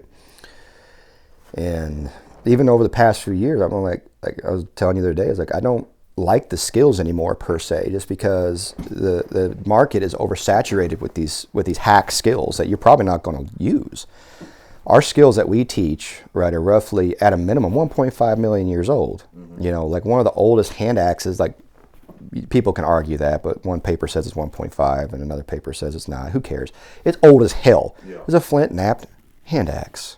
We're not reinventing anything here. All we're doing is helping the wheel spin faster. All right, and there comes your point in your life. If you're an instructor, okay, your art is to teach. It's not to reinvent the wheel. It's not to create some new fancy hack on a skill. Your art is to know your audience and know your pupil and to spread the skills further so they don't die. That's your art at the end of the day. If you're an instructor, you're a teacher, that is your art. It's not necessarily, you know, can I do these skills? Absolutely. Am I good at them? Yeah. But I'm a better teacher because that's what I've been doing. You know, that's where I've dialed in. You know, I spend more time now, you know, learning the logistics of survival, the psychology of it, the how people think. I'm learning to be better organized with my classes. You know, because I struggled last 2 years. You know, everyone goes through stuff. I've struggled teaching. You know, just because I'm tired. Yeah, burn out. You burned out, right? So I'm changing things up. I directed my energy to a different, point of discipline within this one, because like all you see is skill videos all the time, and they get millions or thousands of views, but it's like I can do the same. I can get the same exact result with a classic. It works the same way. So, like when we get our students, we really focus on concepts, right? It's like we'll get you to master the basics, and that's why we do a lot of primitive skills, right? Because if you're here, right, and I can get you up here, and I give you a dull butter knife, and you make it perform here, and I give you Gucci gear that's expensive and good, that means we're up here now, okay? It just makes it easier if you can master the primitive skills, or at least have a good understanding of how they work, right? Because there's a lot of flash out there. There's a lot of people that lull the general public into thinking they're a great survivalist because they're a great flint knapper. You haven't seen this man perform in the field. Like, how physically in shape is he? Yeah. That's very important. It's huge. It's huge. A lot of people don't realize that, It's like, I get people all the time, they quit my class, and we're not even doing any heavy walking, right? Back at the old location, it has big, steep hill, right? I always took them up that hill to make them breathe real hard. I could have took them the easy way, but I don't. Gotta test them. And I have people quit, boom. Then the first day, just from walking up a hill, that took them like 2 minutes to do. Reality check. And then after that, people who just have poor living habits, right? I get a lot of addicts. And you know what? Like, the addicts as a whole make really good students. They may have problems, but once I get them out there and away from the people, like a lot of them have bad habits because they surround themselves with bad people, and they're around good, positive people, hard charges, they wind up taking on those, character qualities. So, and I've seen people just like, they go to AA every week. They don't miss an AA class while in class, and so it's been good for them. So Want to turn their life around. Turn their life around, right? And like, those are the moments I'm most proudest of, right? Next after that is my girls, right? When I say my girls, my ladies that come to class, is because I'm a dad, right? And I have a daughter. I have 6 sisters, and I have a mom. So it's, I had one brother. He died of cancer many years ago. And so I'm pretty much it. I spent most of my life around females. I have a little softer spot for them, but they always show up like, can I do it because I'm a girl? Well, you're going to do it because you're a girl. I ain't going to let you quit. I'm very brutal like that. I'm like, I don't give a shit. Get back in there. You're going to do it again and again and again until you get tired of me. And so I always get proud of them. I always talk them up because we as men, we're very physically stubborn. We're also tough, right? We have a lot of things that we can rely on. A woman has to be a little bit more finesse. She can't bulldog her way through it, right? And so when I get them through there, I ain't gonna lie, like, I'm harder on them. I'm 100% harder on the ladies than I am the men, right? To a physical standard. Men, I have a higher emotional standard. Like, I expect you to man up. Don't cry here. Suffer in silence a little bit. All right, have a little introspective, all right? Because if this pops off, no one's coming to help you. You got to be able to talk yourself out of a situation. All right, I'm still there to help you. I'm like, because when you do this job and you spend all that time out there, because I'm out there with them. Last couple of years, this new location has been a little different, but before, it's like I'm living out there in my tent with them, because I didn't live at that location. And, so you're not just their teacher, you're their counselor, sometimes you're their friend. It's like, even if I don't like my students, because there are ones you just don't like, because they're just little assholes, like, no matter what you do. Because, like I was telling you yesterday, you get people, like, the last time they took a class was high school. And so they learn like they did in high school. They act like children. And I'm like, no, like, we're going to fix that, and they'll piss you off. But I never set nobody up for failure. Right? I never set no one up for failure. And I always give credit where credit is due. Right, I'm really big on that. It needs to happen. It needs to happen, right? Because we have a lot of instructors out here. I've been there. I've seen it with my own eyes that will set their students up for failure because they're afraid of them becoming a competition. Or their student will do something brilliant, and then they'll take that student's idea, and then next time you see them on YouTube marketing it as their own idea. Like, give credit where credit is due, man. Like, who cares? Like, who really gives a shit? That's not your art anyway. Your art is to make sure this stuff spreads, not your job to reinvent the wheel, I'm like, but I really try to focus on like where students really just have to depend on themselves, right? The tool ain't shit without you, right? None of these tools, like these skills ain't anything without you, So I tell my students, like, you're adults. I expect you to learn like adults, right? You're going to have bad days. You're going to have real bad days. You're going to have some good days too. Never like, you're going to be here for 6 weeks. We have a 6-week instructor program, right? Every class is different because the weather's different. The people are different, right? Some are great, some are not. But the spirit always remains the same. And it's never because some will be in like 4 or 5 weeks and they quit, or they'll make it to scout week, and they'll let like one little thing get to them and they quit. A lot of them I don't let quit. Like, get your ass back out there right now. And that's the language I use too. Like, scout week's a holy week for me. There's no give in that. I'm like, I don't care. I'm unforgiving in that week. I'm unforgiving. Like, people try to, it's like, well, yeah, it's like, nope, that's not standard. Get your ass right back out there right now and get it to standard, right? And they get mad at me without fail, I know it is, but that's not my job, At this point in time in life, it's like I tell my daughter, like, I'm not your friend, I'm your father. And that point in the week, like, I'm not their friend, I'm their teacher. And it's to make sure that they succeed, right? And I don't care if I don't like this person, I'm going to make sure they succeed, okay? Now, once class is done, doesn't mean I got to talk to you ever again. But, I will not set you up for failure. I will, because I want them all to pass, right? To me, it's not a numbers game. It's not about the money. No one, if you truly care about this stuff, you don't get into it about the money. And like, for me, it's not even about the skills anymore. Skills are so boring. Anytime someone sends me a bushcraft skill or hack, it makes me want to puke. I'm like, I don't give a shit.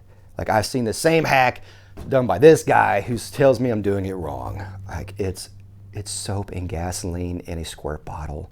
I don't care. I can get fire without it. Not a big deal for me. So I hyper focus on, how do I make people better? Where can I improve my organizational skills? How can my teaching methods be better? That's what really needs to be improved. It's not my skills that need improving. I don't need to learn any more of that. They can always be better. Don't get me wrong, because I'm rusting in a lot of arenas. I'm not going to say that, but that's not my job at the end of the day. My job is to make sure that people who pay for a service come to my school, leave better than they came, right? And most of the time, it's not the skills they're leaving with that makes them better. It's their outlook on life, right? And that's what I really hammer on, because unlike any other school out there, every school I've gone to has never done this, and I take pride in it. Some people may call it unprofessional. I don't give a shit. I'm a wild dude. That's never going to change, okay? We have beers together. We will drink beer and stuff like that together after hours. I've never had an incident. I've never had an incident where someone had gotten so drunk, and I've had some violent people, scary people. They get around a campfire, around other people, and they have a couple beers and just learn to listen. They learn they're not the only one, right? There's always someone that's got it worse than you, or they're just as bad as you, but they came through it, and now you're their friend. Or I've never had an incident. America was born in a bar. I'm gonna rebirth somebody around a campfire with a beer, probably. That's one of the things I've always said. That's the best thing is, it's people seeing that they're not alone in their struggles, that other people are dealing with stuff as well. In this community, that's what people need to become a part of and learn from. As most come out there, they don't come to get into this business. Some do. They come with the inclination, I want to do it, but after they're done, like, I don't want to do this as a living. They want to go adventure. They wind up selling all their stuff when they get home. They move into their vehicle. They make it an overlanding vehicle. Mm-hmm. They wind up dumping a bunch of money into primo gear because they ain't got to rebuy it after that point. Because a lot of people try to do the budget gear stuff. Like, that's great if you ain't got much. But find out, get some primo stuff, because that way you ain't got to replace it. That's true. Buy once, cry once, right? Because we catch a lot of heat for advertising expensive shit, but I'm a professional. This is what I do for a living. Mm-hmm. I have expensive gear because I don't want to constantly be replacing it. It's like I have $300 boots that didn't survive 6 months. I'm like, not now, and I've bought $80 boots that survived 2 years. Mm-hmm. We're not saying it's a quality, like, buy quality, and there's only one way you're going to figure that out, and that's through dirt time and just talking to people. Yeah, but anyway, I digress again. Man, we're selling the shit out of this thing. Just how conversations go, man. But anyway, and that's what I take pride in. That's where I put my efforts now. Skills are great. We can do them. But at the end of the day, guys, and I tell my students too, I said, I only have so much time in the day with you, right? Because I have a life too. Yeah. right? Like I sacrifice a lot for my guys. Like I've put on weight, my physical fitness has suffered, finances suffered, all for this job, right? Just to be here for people I don't even know. And honestly, I ask myself why I do it too sometimes. I really do, because there's sometimes I don't do it. At the end of the day, it's like I do it because it's the right thing to do. Yeah. But I can't give you a straight, because God told me to do it answer. It's just something in my gut that says I gotta do it because it's the right thing to do. You know, I'm not going to give it some label because I don't know what it is. You know, I can sit here and quote scripture or whatever the hell, which I couldn't, you know, but you know, I'm not that type of person, but just do it because it feels like it's the right thing to do, and I get my ass whipped, you know. We all do. Oh, we do. And then you get in there, but when it's all worth it, that when the 6 weeks is done, you know, and they pass our SEER class, right, because they get brutalized, you know, those last 48 hours is intense for them. And just the pride that they get on their face and stuff like that, you know. Makes it all worth it. Makes it all worth it, you know. Like even the people who wind up leaving shitty comments later, who secretly hated you, that's fine. 90% of the people out there came way better. You're not going to make everybody happy. I don't give a damn. Yeah. You know, where I draw the line is if you personally attack my child, you know, I've had that happen because my child has a disability and they try to say, I'm like, oh. Like don't bring out that part. You're right, because I am a dad at the end of the day. Like that's a shitty character, right? But you run into those types, you know. Of course. But it's always great when you get someone who's just mentally struggling, who's just not having the best of time, walk away better. That's what makes you proud. But I'm gonna tell you something that other instructors will never lean on. They'll never tell you. I've met so many that try to ride the success of their students' curtails. But you know what bothers me the most? It ain't the success of my students. It's the ones I couldn't reach. Yeah. There are failures. There are times where you're not perfect. You can't reach everybody because you're struggling in your own life.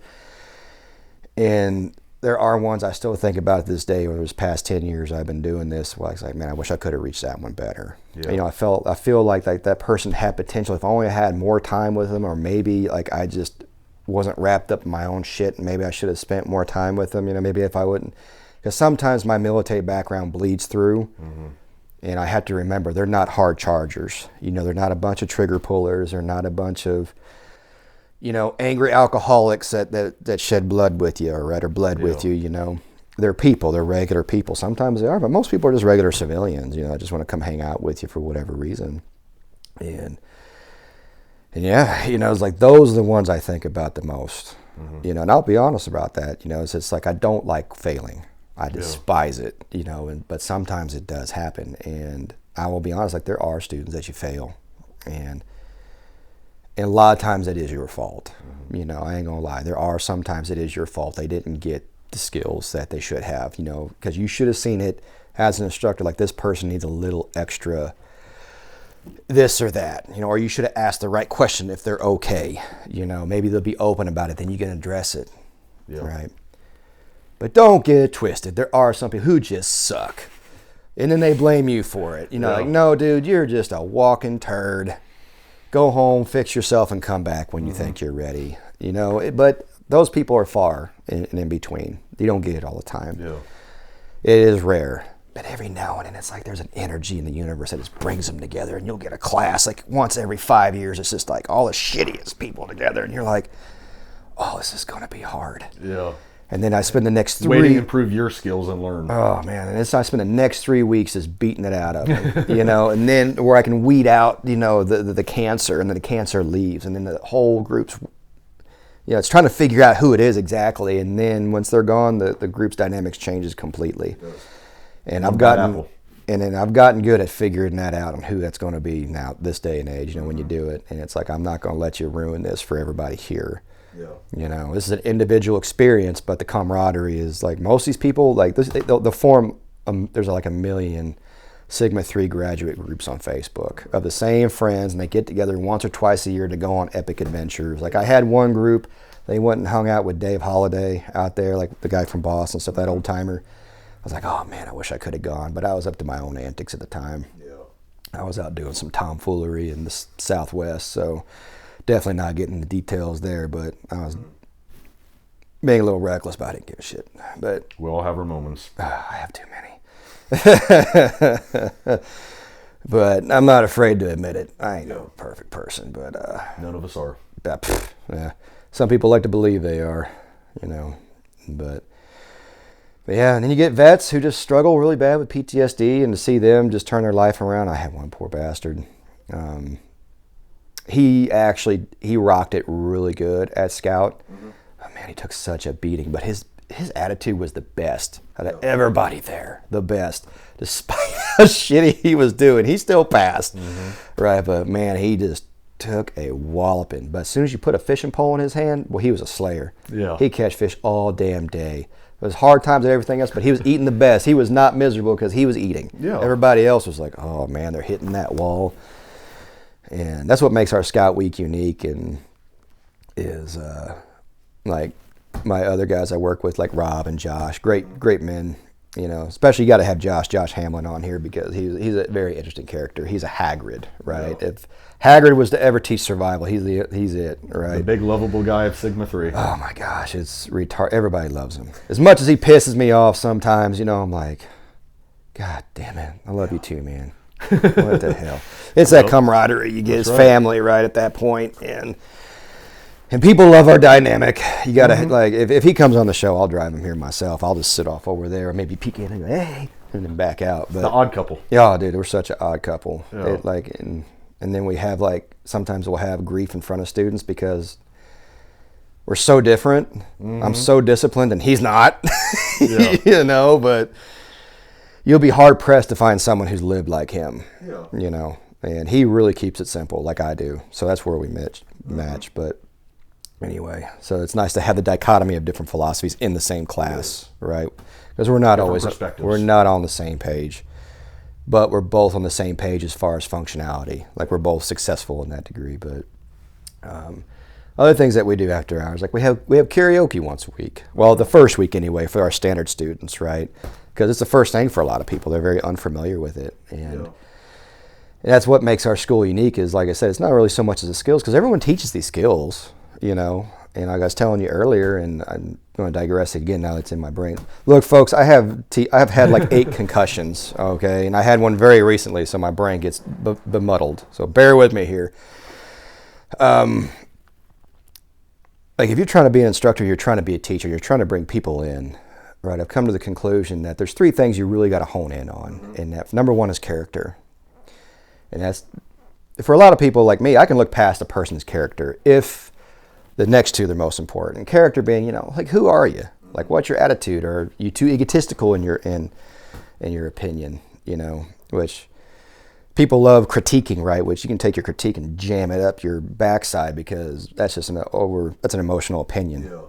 You know, criticism can stuff it. Critiques are better on the other side because that's an improvement. Critiques are improvements. I never try to criticize anybody. When I'm a teacher, I try to critique them. I try to improve you, not break you down and make you feel like a turd, right? And that's part of my character, right? So you try to develop good character that relates to someone. You become the best, just like Gladiator says. Pop culture. You know, I wasn't the best because I killed quickly. I'm the best because the crowd loved me. The crowd needs to love you to come to you, all right? Because we're all teaching the same shit. Number 2 is your delivery. How well do you deliver information, right? Is it neat, organized, and simple? Or is it a shotgun blast of overly complicated nonsense? Because I've been to those schools personally where they purposely overcomplicate it just to make it hard for no reason whatsoever. Nobody learns anything. It's just so you can say, you don't have it to make it through my school, blah, blah, blah. I'm like, all right, whatever. And anyway, so try to make your delivery good. Make it yours. Don't just regurgitate something that you learned word from word from something. Yeah. Think for yourself. All right. Number 1 is your philosophy. Not number 1. Number 3 is your philosophy. Probably the most important. Why do you teach the skills in the order that you do and the way you do? All right. And it encompasses the first 2. If your philosophy ain't right, the other 2 are not going to be right. All right. 100%. And you got to make sure that it's on the right path. You know, if you're in it for the money, that's your philosophy is just for the money. You know, you're in for worship. You know, you want that expert halo, right? You know, it's all wrong. You know, there's a lot of people, usually those of us in the business that make the most money at this stuff, their egos are huge. They got the dark, what do they call it, the dark trifecta, right? It's like narcissism, Machiavellism, and some other ism, right? Because they're really good at the YouTubes. They're really good at promoting themselves and stuff like that. You know, they're particularly good at that. That's where we as a company kind of do suffer, because we just, you know, we try really hard to be humble people. You know, we care about the people more, not about notoriety. And at least I can't speak 100% for the other two, but for myself, it's like, oh man, I hate this stuff. You know, I just want to be in the field. Like, if I could be in the field every day with people, making them better, it'll wear me out. But I prefer that all day than making YouTube videos every day. Well, I don't think what you guys are doing is wrong. It's, you guys are still known as one of the best schools in the country that people is always on their checklist of people they want to learn from. So you guys must be doing something right. I hope so. I try to do the right thing. But that goes back to philosophy. Recognize you made a mistake and make it and correct it. It may take time. It's not always going to happen overnight, you know. But within that struggle, you know, you'll find that epiphany, that satisfaction, you know. And, you know, those things are just very important. And that's where I take pride in this school is I try to harp on that. You know, we just try to, we explain the why, not just do. You know, think for yourself, because when you leave here, you have to be able to defend for yourself. And if you know you're lacking in something, go see these other schools. Go see them. You know, chew up the meat and spit out the bones, as we say, right? Because not everything we say is going to work for everybody. And I'm fine with that. You know, find someone where those 3 points, you know, if you're a consumer, a customer, find someone who matches, you know, your character, the delivery is good, and the philosophy. That's the good thing about YouTube, is you can have a good delivery. You advertise your delivery and philosophy via that. A lot of people are different in person. All right. Like me, I look maybe kind of nerdy online. I don't know. I don't like looking at myself, right? I mean, you know what that's like being on here. All you do is pick apart every little thing where I could have been better, and it's like, oh man. I watch every episode before it comes out, probably 4 or 5 times, and I'm like, I look retarded here, my smile's horrible here. All I do let it go. I don't even watch it. Once I post, I look at the comments, but aside from that, I don't look at myself no more. I just, because I already know where I need to improve the next video, and I have a hard time not showing how much I hate making YouTube videos sometimes. When it comes on, it's like, oh man, it's like, I just want to go teach. Like, I just want to make people better, you know. The skills are great, you know, but they're your base. You know, people skill hoard. They think they got to be a master at every skill, but that's a very thin base. That's where it starts. It's not the pinnacle. You know, the pinnacle is just, you know, eventually just, was it like, I guess the pinnacle, in my opinion, right, is just when you can, if you're a teacher, right, not as a survivalist, you're a survivalist, it's probably different, you know, just all around. You're a practitioner. Right, not so much as a teacher, but for me, is this where, you know, my students, you know, when they leave, their quality of life is better. That's the pinnacle for me. Right. That's the way it should be. You know, like, all right, that's great. Some of them going alone or naked and afraid. Great if you do well. If not, but if your quality of life as a whole is better, then I did my job. That's where my job is. Right. You know, it's where the mindset for this, it's not necessarily you're going to learn how to make a fire or how to boil water. It's getting that mindset to change to where it's not only in the field, it's with everything that you can apply it to. Because outside. Those of us that are veterans, right, we learn to be determined. We learn how to embrace the suck, right? A lot of civilians have never done anything to teach them how to embrace the suck, and you can't yell at civilians. Some you can, some you can't. You know your audience. It's important as an instructor anyway. Some classes you can be harder on, some you can't, or else you have mutiny, right? And they didn't pay for mutiny. You know, they paid to be taught and led into a better life in some way or form, you know, whether they realize it or not. And I think, you know, my struggles in life, you know, what few there were, you know, I don't really consider like I had a lot. There's just the few that I have are big, you know, as a whole, but there's always someone that's had it worse than me. I mean, I've met a lot of my students have had a lot worse than me. You know, I'm like, man, I'm glad I wasn't that person. You know, I'm just glad that they thought that I could make their life better. You know, like I'm proud of that, you know. Like one of my best students, he was a heroin addict, right? Man of very few words. If he spoke, it was heavy. He only spoke when he really had something to say. Very quiet man. Had no teeth in his head. And ironically, his nickname was Gator, right? Makes a lot of sense. Right. But he had dentures and stuff, but he was a heroin addict, right? And it was getting into these skills, right, that saved his life, right? So he redirected that addiction on energy to go to these stuff, and he's gone to other people. Like, I was like, yeah, go this person. Like, go. He's gone to a lot of gatherings. You probably even seen him and didn't even really realize it, you know. So, but probably one of the best students I had, especially in that class. You know, he was, but he took a beat in Scout Week. That was the most I've ever heard him talk, right? And he sniped some goose eggs, right? He snuck up and ate those. You know, I was like, I don't think I'd eat all those at once, right? Spread them out, and then he's like, I couldn't just stop at one. He boiled them. He's like, I couldn't just stop at one. I ate them all. And I was like, well, if you do something pretty epic, because I have the same when I do Scout, like, is if you do something epic outside of your normal things. Scout Week is the time to think outside the box, right? Don't change the wheel, right? I expect the standard to be upheld, right? But if you do something epic, right, like you make jerky or you make some crazy thing, that works, right? Not just because it looks cool, but it worked. Like, I'll give you a vice, because you're not allowed to have cigarettes, chew, alcohol, any of that stuff on Scout Week, right? And it's always entertaining to see people detox off of any of that. Some people lose their damn mind. Yeah. And it's like, holy shit, this is about to get scary. The simple shit, you know?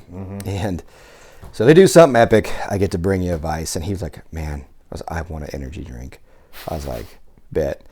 And he had been out there, hadn't really eaten several days, but when he actually started getting food on the regular, he figured it out, you know, how to effectively get food without wearing himself out. Yeah. You know, I gave him the energy, so I sat back and watched. He was like, you just see his body like, oh God, you know, just kind of like the endorphin dump that he got from it was insane.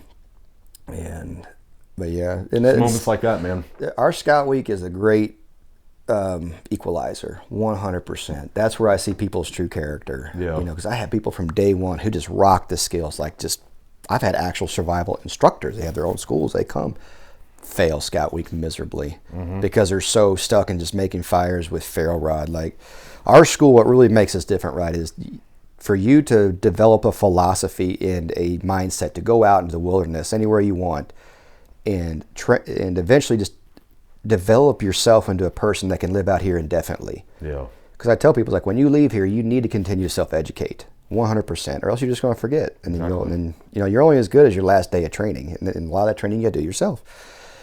And you see that out there on Scout Week, right? Is who's like, okay, who's game and who ain't, you know? And and a lot of times it's these guys that have this ego. They just get their ass whipped. Yeah. They don't make it. They fail or they tap, right? And then you'll get these people who they're just so determined. City people, the young ladies that come, and they just refuse to quit. And like, one case in point, and she's one of my proudest students, and it's because she's a mother of 4, house mom, teaches. You know, someone so like very mousy, I guess would be her way to describe her. You know, very quiet, but just knew how to pay attention. Like, you know, it's just she struggled physically with bow drill because she's a female. Females traditionally always struggle with that. They have to hyper focus on form more than anything. They have to hyper focus on the detail more than a man can.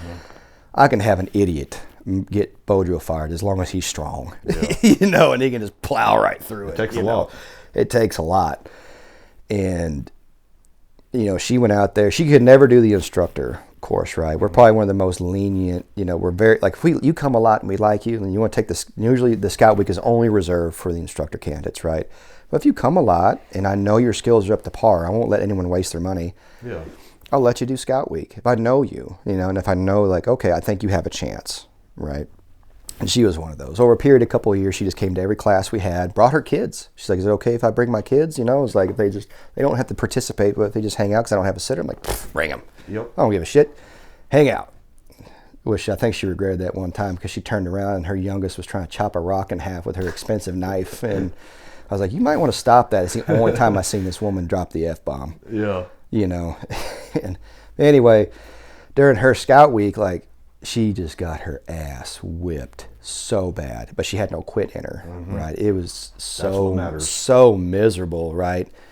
Because I had a grown ass man, right? And he puts like all these pictures of himself doing everything outdoors, like I'm, you know, king of the mountain kind of shit. Pfft, 12 hours in, done, quit. Because they got rained on like a deluge for a consecutive 12 plus hours. It was just miserable. It's like, oh, I think I'm done. I miss my family. I'm like, I knew he was going to quit too. Yeah. As soon as I seen him out there, and as soon as he started trying to build his shelter, he just had this brain fart where he couldn't do it. And this is just 7 days, right? And I was like, okay, he's not going to make it. Good guy, just didn't have it in him. It's not for everybody. Next morning, I went down to my other dude, and this dude's like a large man. Super gentle, though, super quiet, very gentle, just big old teddy bear of a guy. And I seen this guy talking to him, and I was like, shit. And he had everything. Like, he was rocking it, had fire, had even built a bomber fireplace, great shelter, all that stuff. And this one guy's talking to him, and I was like, you gonna quit? And I was actually talking to this guy, the one I knew he'd quit. So he has bag and everything. But the big guy goes, yeah, I think I just don't really. And I was like, oh. I was like, right across that pond over there, there's the house. He knew what I was talking about. There's that house mom that she ain't got a fire. She barely got a shelter. Because they're timed, right? They have a certain amount of time to get tasks done. Like, we had the stress on you, and she ain't got nothing, but she ain't quitting. I'm like, you really want to quit? I was basically calling him a bitch, without really saying it. I was being polite about the whole thing, and he's like, well, since you put it like that, I said, oh yeah, I'm putting it like that, okay? Because I won't let people quit. Yeah. If I can avoid it. I was like, I wasn't going to let him quit either because he did so good. Yeah. I'm like, if I had to stoop that low to say things like that, to keep you, I will. All right? Like, I'm not going to let you quit because someone else quit. Their energy's infectious. It is. It's like a cancer. Negative. And I'm like, no, you've been good this whole time. You've been rocking it. I'm not going to let you take 12 hours and ruin 12 weeks. And it's like people say, like, don't let 20 seconds give you 20 years. Yeah. It's the same thing. Like, don't let 20 seconds ruin your whole 6 weeks here. Yeah. Like, don't do that. Keep going. And he's like, well, since you put it like that. And he said it in the exact same tone, right? He just talked very soft. And I was like, yeah, I mean it like that, because it pissed me off. So I was so disappointed at that moment. I was like, it was like a slap me in the face. Yeah. I was like, no, sir. We ain't having that today. But... she came up there and it was the same thing. She goes, I don't know. I'm like, oh, you ain't quitting. I was like, get your ass up here. And I said it just like that, It's like, you ain't quitting. And they'll fall over. Like, I've seen people collapse doing bow drill, fall over. I'm like, get up right now. I was like, I'm going to pick you up if you don't get back up. And I have. Like, I will grab them. And like, you're getting back up. And I'm surprised no one fought me over that yet. I'm like, get back up right now. And I had to do that to her, and I was like, you ain't quitting. And she passed. As soon as she got that fire, 100% attitude change. She knocked out that shelter, made it bomber textbook, and she was smart. Like, I tell people strategies, like I really harp on the logistics of being out there because human beings have this linear mindset, right? And they'll see the mission sheet and they'll go one at a time, while passing everything else they need, wasting their time and their calories. So they're not very good at time management and not very good at energy management. So it kind of reflects how good they are with their money, right? So you can't be wasteful like that. You got to think ahead. Therefore, like Napoleon said, professionals study logistics, rookies focus on tactics and strategy because you need the logistics to feed the other two. Yeah. And that's what you got to do, right? You got to keep that bank full. She was good at that. Excellent. So she had her meal figured out day one, trying to get her boom, boom, boom. So she had her fishing kit by day two. She was so good. She saw it, bam, just had everything like that. Caught her fish, she ate every fish she caught. It's just, she got sick of fish, but she was just on it, boom, boom. As soon as she got that fire, right? But she was ahead of the game too. So as soon as she got the fire, she was able to get everything else, it just all fell into place. And she did our SEER courses too. She's the one I showed you. This young lady, I had her handcuffed like this to a chair. With one hand, she was able to get her bobby pin and get out of double locked handcuffs with one hand. Talented. Right, 100%, I was like, I've never seen it before and haven't seen it since. I've seen some other funny things. I had guys cuffed up like this to a chain link fence, like Jesus. He was a Thai champion, so he got the pick out of his sock with his toe and did the Van Damme thing up to his hand, and then did some other monkey shit and was able to hang it away where he was and he got out of it. I was like, That's freaking ingenious. I'm jealous, but I am not doing that. No. But, that's the positions I put people in order to pass, but to see her, like, that's just how her brain worked. Yep. So I have my proud moments. Of course. Right? But there's this other kid, like, I still feel it to this day. I just wish I had more time with him, because this kid had so much fight in him. It was ridiculous. He sucked at everything, and he didn't want none of his equipment back unless he earned it, right? Because I give people that option. If you fail, you continue to stay here. I will give you, some of your first 3 items back, right? So you can continue this experience. Don't stop your educational experience just because you failed, right? Continue. He didn't want nothing. And that kid took such an ass beating, so much. Like, he had so much energy, because most people hit a wall right around day 3 or day 4. He was such a nerdy kid, right? And he was this black nerdy kid from Chicago in the National Guard, was into anime like Naruto and all that shit. I struggled teaching him everything for 6 weeks, but his mindset was so good.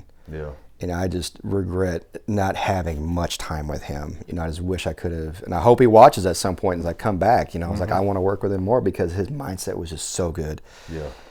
And he didn't hit the very last day. He was so miserable. He was just sitting there, like, he didn't eat a thing. Kept building his shelter. Kept trying to get fire with no food, nothing. And it was that last day, he just looked like hell on earth, He kept it all together to the last day. He looked like a 100% different human being. Yeah. He was just so miserable. And I was like, bro, like, I can't, like, I'm still proud of you. Like, 100%. I had people who were just great at the skills and quit day 2. Here's you pushing through all this misery. Because they're getting rained on and all of this stuff, because when you're not eating, like where we train at is very hilly.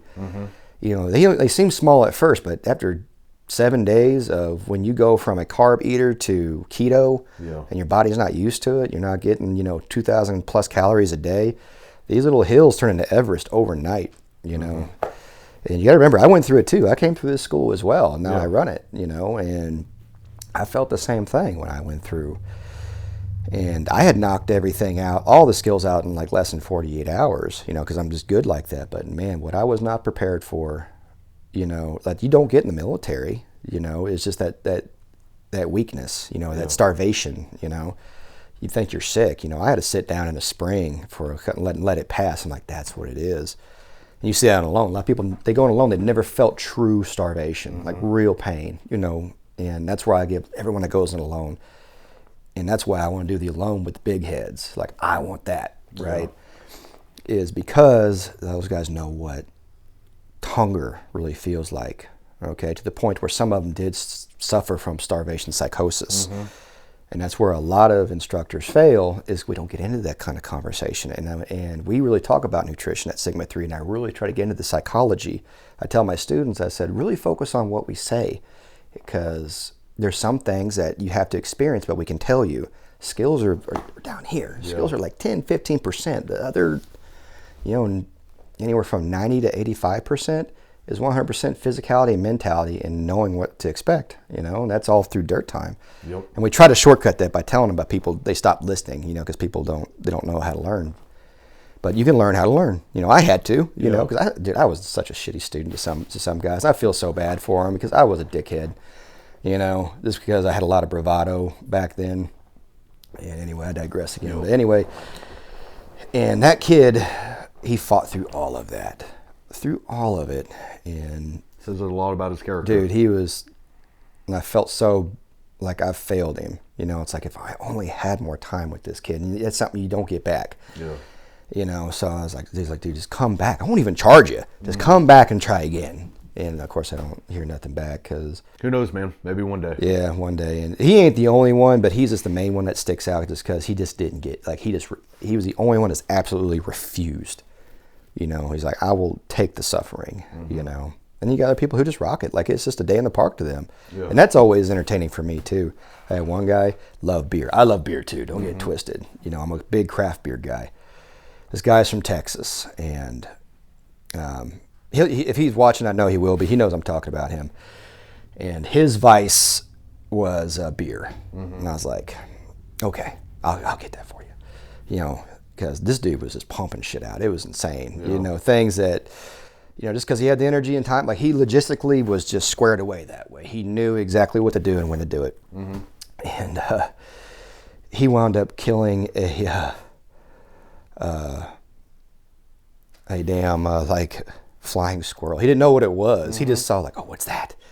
You know, there had to have been something wrong with it because it was like noon. I'm like, why is a squirrel out at noon? So it was probably sick or dying already. So he got it, but he killed it with his knife. He's like, and swung it and like made a sheath for his little knife out of the skin, made blackberry syrup, you know, did all these incredible things out there because he was efficient at what he did. He didn't waste time. Yeah. And he knew what he was doing.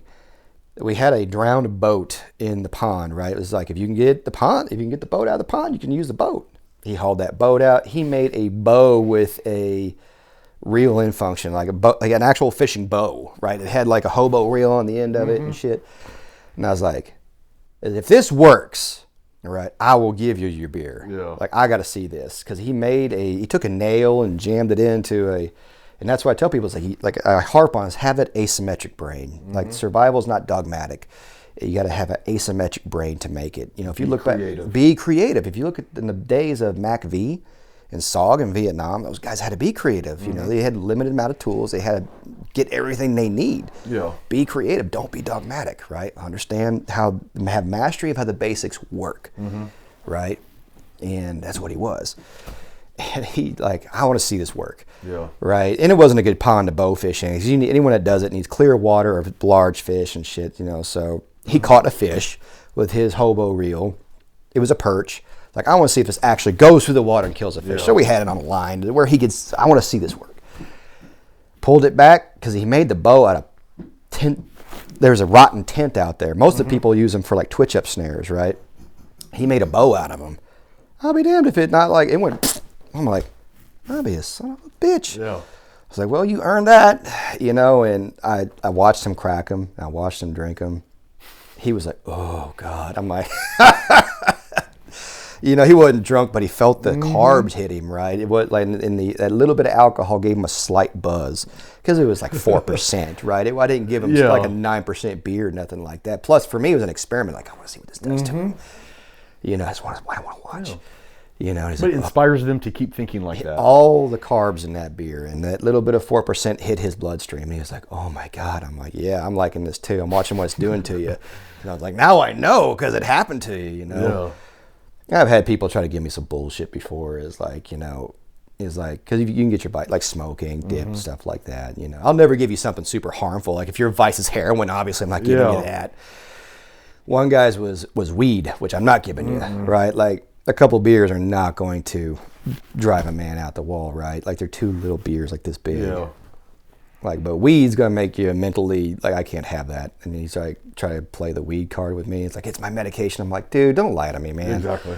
I'm like, come on. I'm a vet. You know how many vets I know got their weed card just to have weed?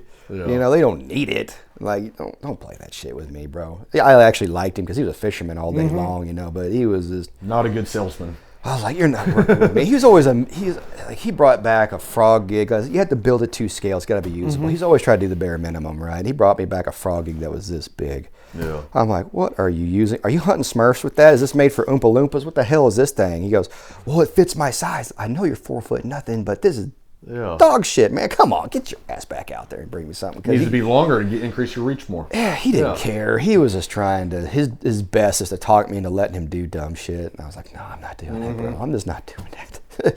Come on, man. Yep. I've had people because when people get, in just a week by time, people get paranoid and thinking they're going to jail. I've had that happen. You know, those stories are far and in between, but you remember them, you know, and it's just always funny. Yep. Sear Week is really fun. We do that, you know, teaching how to pick locks and get out of restraints. And that's urban-based, guys. Like, we teach people how to move through crowds, how to read people and stuff. Yeah. It's very gentleman-based.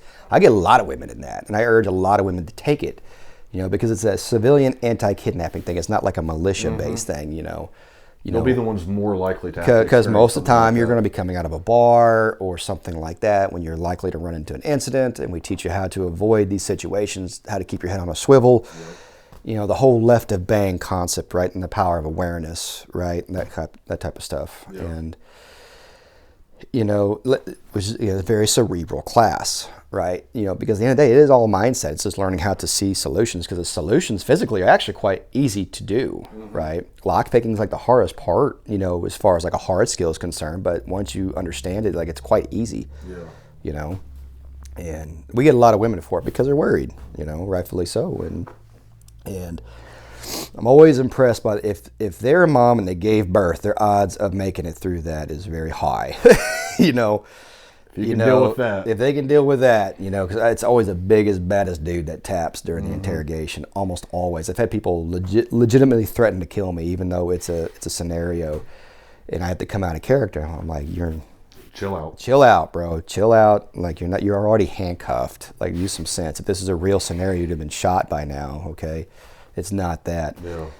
And it's always tough to find the women on the FTX where we're looking for them on the street at that point. And even when I got an army of people out there with helping me find them, it's because women will help other women out. Yeah. And they're really good at talking to the dudes into helping them, which is a double-edged sword, because a dude may be honest and he may be dangerous, right? He's going to help me out, but this dude might be a psychopath too. But they usually do very, very well as a whole if they make it through the interrogation. So the interrogation phase portion of it, and that's always fun. That's funny. I hate that portion though, because I got to yell and act like a complete monster. Yeah. And I tell people, I said, if you can't, like Jordan Peterson said, like, if you can't go where evil person goes, you're powerless against them, right? So I got to put them into that situation. So here's the reality, right? This ain't, and it's super simple. It's not overcomplicated. It's 100% mindset and learning how to just chew that stuff down. And I have people that they will make it through the interrogation, but as soon as they hit the street and do the FTX, they can't get nothing done because they're so socially awkward, And but I'm like, I've only had to fail a couple people that made it through the interrogation. They couldn't make it through the FTX, just because they're just like, I just feels wrong. I just can't ask people to do this for me. I'm like, that's fair, man. I get it. But they made it through the hard part, But each their own. Yeah, everybody's got. It's their morals, But I've segued quite a bit. But that's kind of our school in a nutshell. It's like I really focus on the. I ain't got to use big fancy words to describe, people's mentality. People try to write whole books on it, but at the end of the day, it's like either going to do or you're not going to. Yeah. And either I can help you or I can't. And I'm not so proud to admit, like, I feel bad about the ones that I can't reach. Yeah. And not so bad about the ones that are obviously unreachable because there's like something wrong with them. I think that says a lot about you as a teacher. They're not just numbers. You're truly trying to reach people, and I think that goes a long way. And why people would get a lot of information by attending one of your classes. Yeah. I do a lot of after-hour stuff too, as much as I can. Well, I'll have after-hour workshops for some people. I don't do it a lot, but every now and then. Yeah. Like I said, the stuff after hours around the campfire is a big tradition for us. It is. We go off campus a lot. Like, we don't just stay on campus. Like, after the first week, if you're in, like, I take them to a museum. We go to the river. Teach them how to fish. We'll spend 2 or 3 days at a different location on the river. We had the big bonfire. I'll show you that. That was awesome. Lots of skilling and chilling, as we call it. Skill and chill. Yep. And people have the beers, and you know what? I have always been blessed that I try to take it into my own attitude. This is where I give myself props. Is the reason I haven't had an issue with that kind of behavior is because of my own discipline and behavior, of being there and not being a dipshit, and being a disciplined human being, right? As far as my attitude, like, even if you're having beers with your students, I've never been so sloppy drunk. I keep it together, and therefore everyone else stays together. They have a good time, and it's just, I almost refer it to the days, like, the Adventurers Club, the posh dudes sitting around a circle, like, except, it's more like a founding father sitting in the bar saying, what's a damn good idea about country? What? We should all have guns all the time. Like, hey, write that shit down, and it's damn idea. Exactly, I mean, if our country was born in a bar and they're all drinking, they're pissed drunk, writing up what's a good idea for a constitution? Write that down, bring me another. Damn well these never know when those brilliant moments are going to happen. Yeah, so our country is basically built by a bunch of alcoholic, angry war vets that just, I just don't want to be bothered. I want to cut down trees, raise a farm, and have my guns and not be bothered. Leave us alone. So it's the same energy I try to bring into our after hours. It's a bunch of people who want to be trained to be left alone, and have a disciplined lifestyle to be better. You know, you don't have to have the most glamorous lifestyle, but if it's a disciplined life, it's a good life. Makes you happy. You know, it's a good life. You know, and that ain't nothing new. Everyone's been saying it since the times of Alexander the Great. Yeah. You know, and that's just, and like I said, you know, that's just what I live for. It is not the skills per se. Ain't no point in that. You know, it's ancient knowledge. It's just how do I get them up to the point to where they can successfully self-navigate when they leave, you know themselves better than when they came in, and they leave a better person than when they came, you know. And to me, that's the point of the school, you know. We call it the martial arts of freedom. It's one of our slogans, right? Because we do refer a lot of martial arts. You know, everybody in the household did martial arts for years, you know. The holy trifecta is what I did, you know, Muay Thai, Jiu-Jitsu, Judo. I ain't saying I'm great at any one of them, you know. I'm like, everything hurts now, so it's like I did boxing for a little bit, but I digress again. I mean, I am digressing a lot. Sorry, guys. I mean, shit far, but... Well, tell us this, man. How, if somebody wants to take one of your classes... No, good question. Where do they go to get a hold of you? You guys got a website? We got a website. It's survivalschool.us, or just Google Sigma 3 Survival School, right? And, like, we're there. We're redoing our website right now because the one we got, you know, was like hacked a few months, and it's made it a problem. So we're trying to redo it. Like, we're redoing everything. We're evolving, right? We're getting away from some of our old stuff and just kind of getting more. I'm trying to make it more technical. Yeah. Right. Like, we'll still do primitive skills and stuff like that, but just getting into teaching some more technical stuff. Like, we don't teach land nav really, you know, because everyone does it, and land nav's so easy to teach. But everyone's asked me for so many years to do it. It's like I'm finally bending the knee to my people. You know, it's like they want to learn land nav. I'm like, okay, like I guess I'll finally get around to that. You know, and you know, it's super simple. Like there's nothing complicated about that stuff. You know, keep it simple, stupid. That's right. I live by that adage. You know, and you know, so we're trying to evolve. You know, make it just. Like I said, it's more organized and stuff like that, which before me, it was like a lot of shoot from the hip stuff, and I've controlled the chaos when I came on board. And like I said, I've slipped a little bit the last 2 years, and I'm just trying to get my legs back under me. Yeah. You know, I'm not so proud to admit that, you know, I haven't failed myself even, you know, so it's just trying to get that gas going again and more motivated in order to, you know, you want the best for people. Happens to everybody, man. And like I said, got to adapt it. Yeah, you don't want that to imprint on your students, you know, and they're very impressionable. As grown as they are, they're still very impressionable, you know, so, and they imprint on me too, you know, it goes both ways. And a lot of times, you know, their attitude is as good as yours. You know, if you have a crap attitude, they're going to have a crap attitude. And I have a crusty attitude, you know. Got to scrape the flakes off sometime. Yeah, but I'm always proud of the ones that come out, you know, particularly crusty themselves, you know. You know, it's like, okay, everyone's laughing, having a good time. But yeah, so we're trying to evolve. It's, you know, we've evolved the past few years and changed a little bit, but, you know, we're making big moves now. You know, we had the GI Bill and that got cut by the government stuff, but now we're in the process of getting it back. That's good. So hopefully soon we'll have that. And we'll be back on board with that thing. You know, it's closer, but, you know, it's just going to take time, you know, whoever's next. And so evolving from there, bringing some stuff back that we used to have that we don't anymore, and just, you know, just changing the formula a little bit, you know. And it's good for us too, you know, because it starts getting monotonous and stuff like that, because the economy's not good, you know, and we understand that. Yeah. You know, economy ain't been good for a generation, let's face it, you know, and everyone's just feeling the blow, and we want people to be able to afford to come out and walk away more educated than before, you know. And, you know, we're getting older too. We are. You know, and just being out there in the field like that all the time, you know, it wears on you. You know, like I spend probably 8 months out of the year outside total, you know, and that's living outside, you know, rain, sleet, well, we don't get much snow anymore in Missouri, but, you know, you're out there in it, and you gotta start keeping that in mind, you know, so you start segueing a little bit to where it's like, okay, let's try to, you know, do better, you know, than we did last year and the next year after that. Constantly improve, you know, and everyone goes through every business goes through that. It does. You know, every single one, you know, everybody does. And it's just like, your question is like, what are you going to do about it? You know, and it doesn't happen overnight, you know, and I used to have more patience than I do now.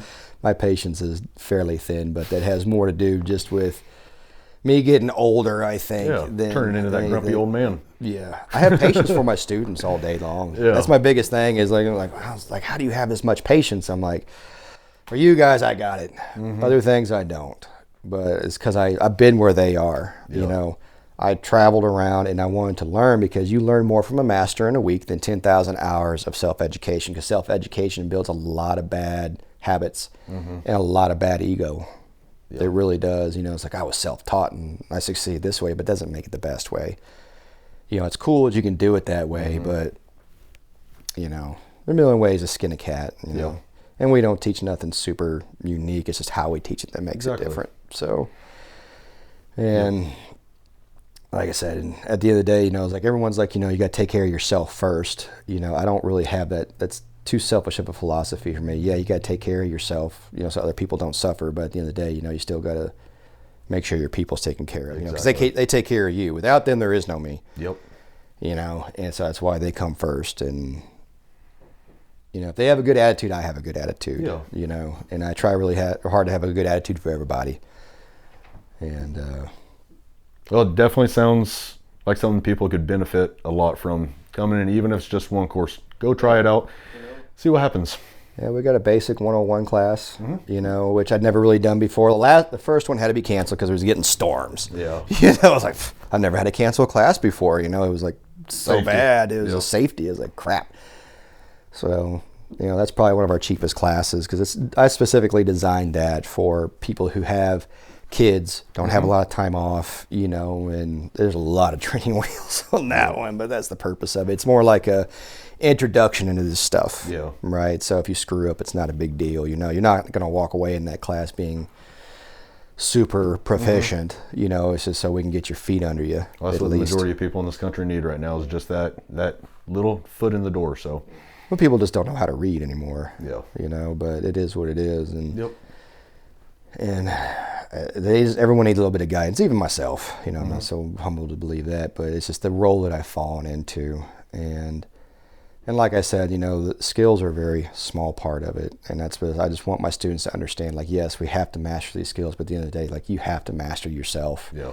Like, you have to learn how to learn. Yep. And I learned that the hard way.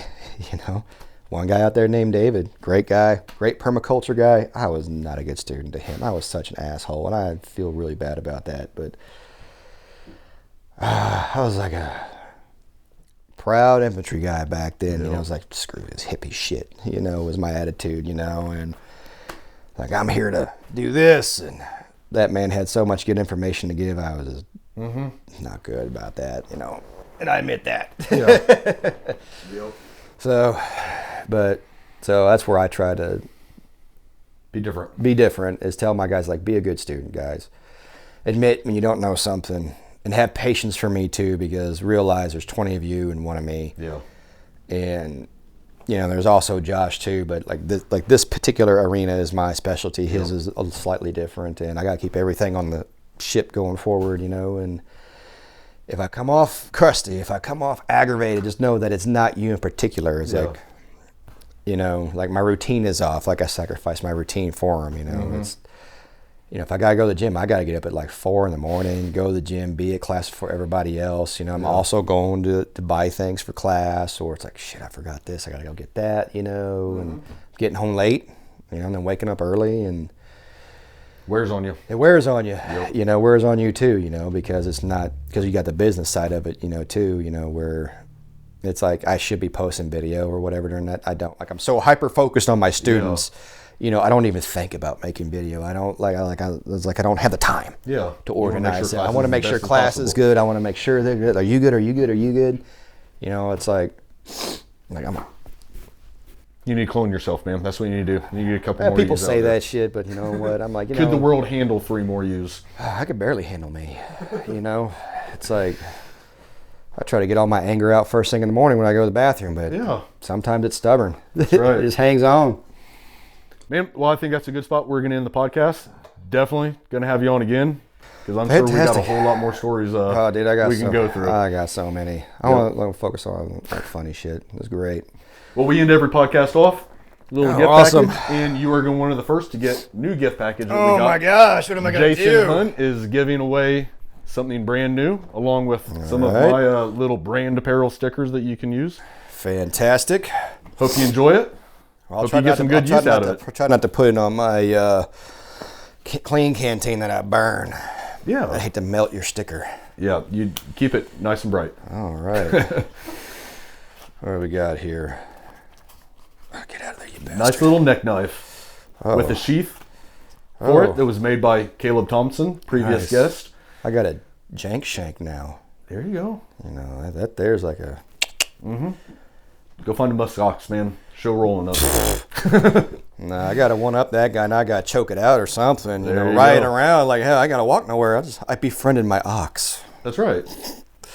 All right, man. Well, like I said at the beginning, pleasure having you come up here, Well, sit it down was and a talk pleasure. with It me. was a pleasure being here. Appreciate you having me. And we will definitely have you up. Maybe we'll do a bigger campfire next time. One quick story before we leave. Yeah. During one SEER one, Uh-huh. this is funny.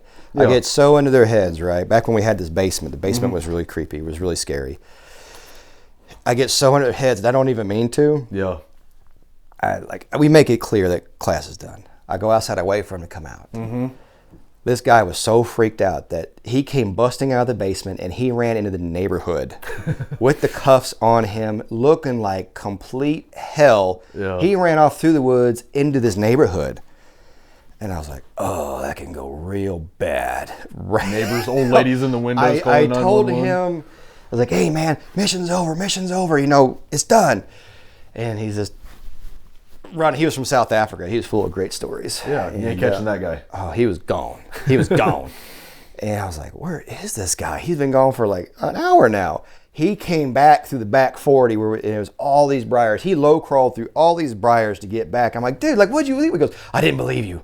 I was like, good night, man. He's like, come here, dude. He was such a funny guy, but I was just Yeah. like, I have people have that in SEER. They forget that like it's a game, and they don't. They're like, no, and they just take off running through the woods. I'm like, where are you going? Yeah.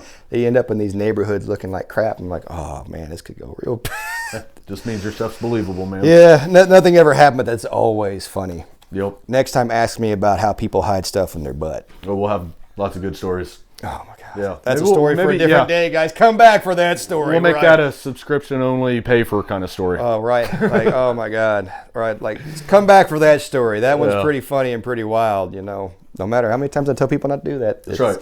I'm like, you don't have to. They do. Heck yeah. So come back for that story alone. Well, we'll definitely have you on again. Who knows? All right. Me and, Fantastic. Me and Ryan might swing down there and see you sometime. You should take you down to the Abbey where we have all the big bonfires and stuff. Sounds like a blast. Fantastic. Well, thank you guys. I appreciate the invite, and it was a pleasure being here, being my first podcast ever. So I don't normally do interviews, but I respect what you're doing. And Well, I appreciate that. Look, some more weenie roast going on. oh yeah, covered in pizza sauce. Delicious. That should be a new morale patch. It should. Yeah. I'm going to serve it at all the gatherings from now on. Hot dogs, pizza sauce. Yep. All right, Will. All right, guys. You have a good one. Appreciate you. Y'all be safe out there too. All right, come see me. The Warriors in Nature Project is something that means a lot to me. They're a nonprofit organization right here in Indiana, ran by veterans for veterans. Their mission is to get veterans and their families outdoors and unplugged from the chaos of life after service. One of the main tasks they're taking on this year is the Veterans State Park Pass Project, which they're providing annual state park passes at no cost to give veterans and their families a chance to reconnect, recharge, and rediscover peace in some of Indiana's most beautiful outdoor spaces. They do several meetups and gatherings a year at different locations, bringing veterans together while teaching new skills, hiking, kayaking, and much more at the same time. You can follow them on Facebook or visit their website at warriorsinnatureproject.org today and help support their cause of taking better care of the people that sacrifice so much for this country and all of us.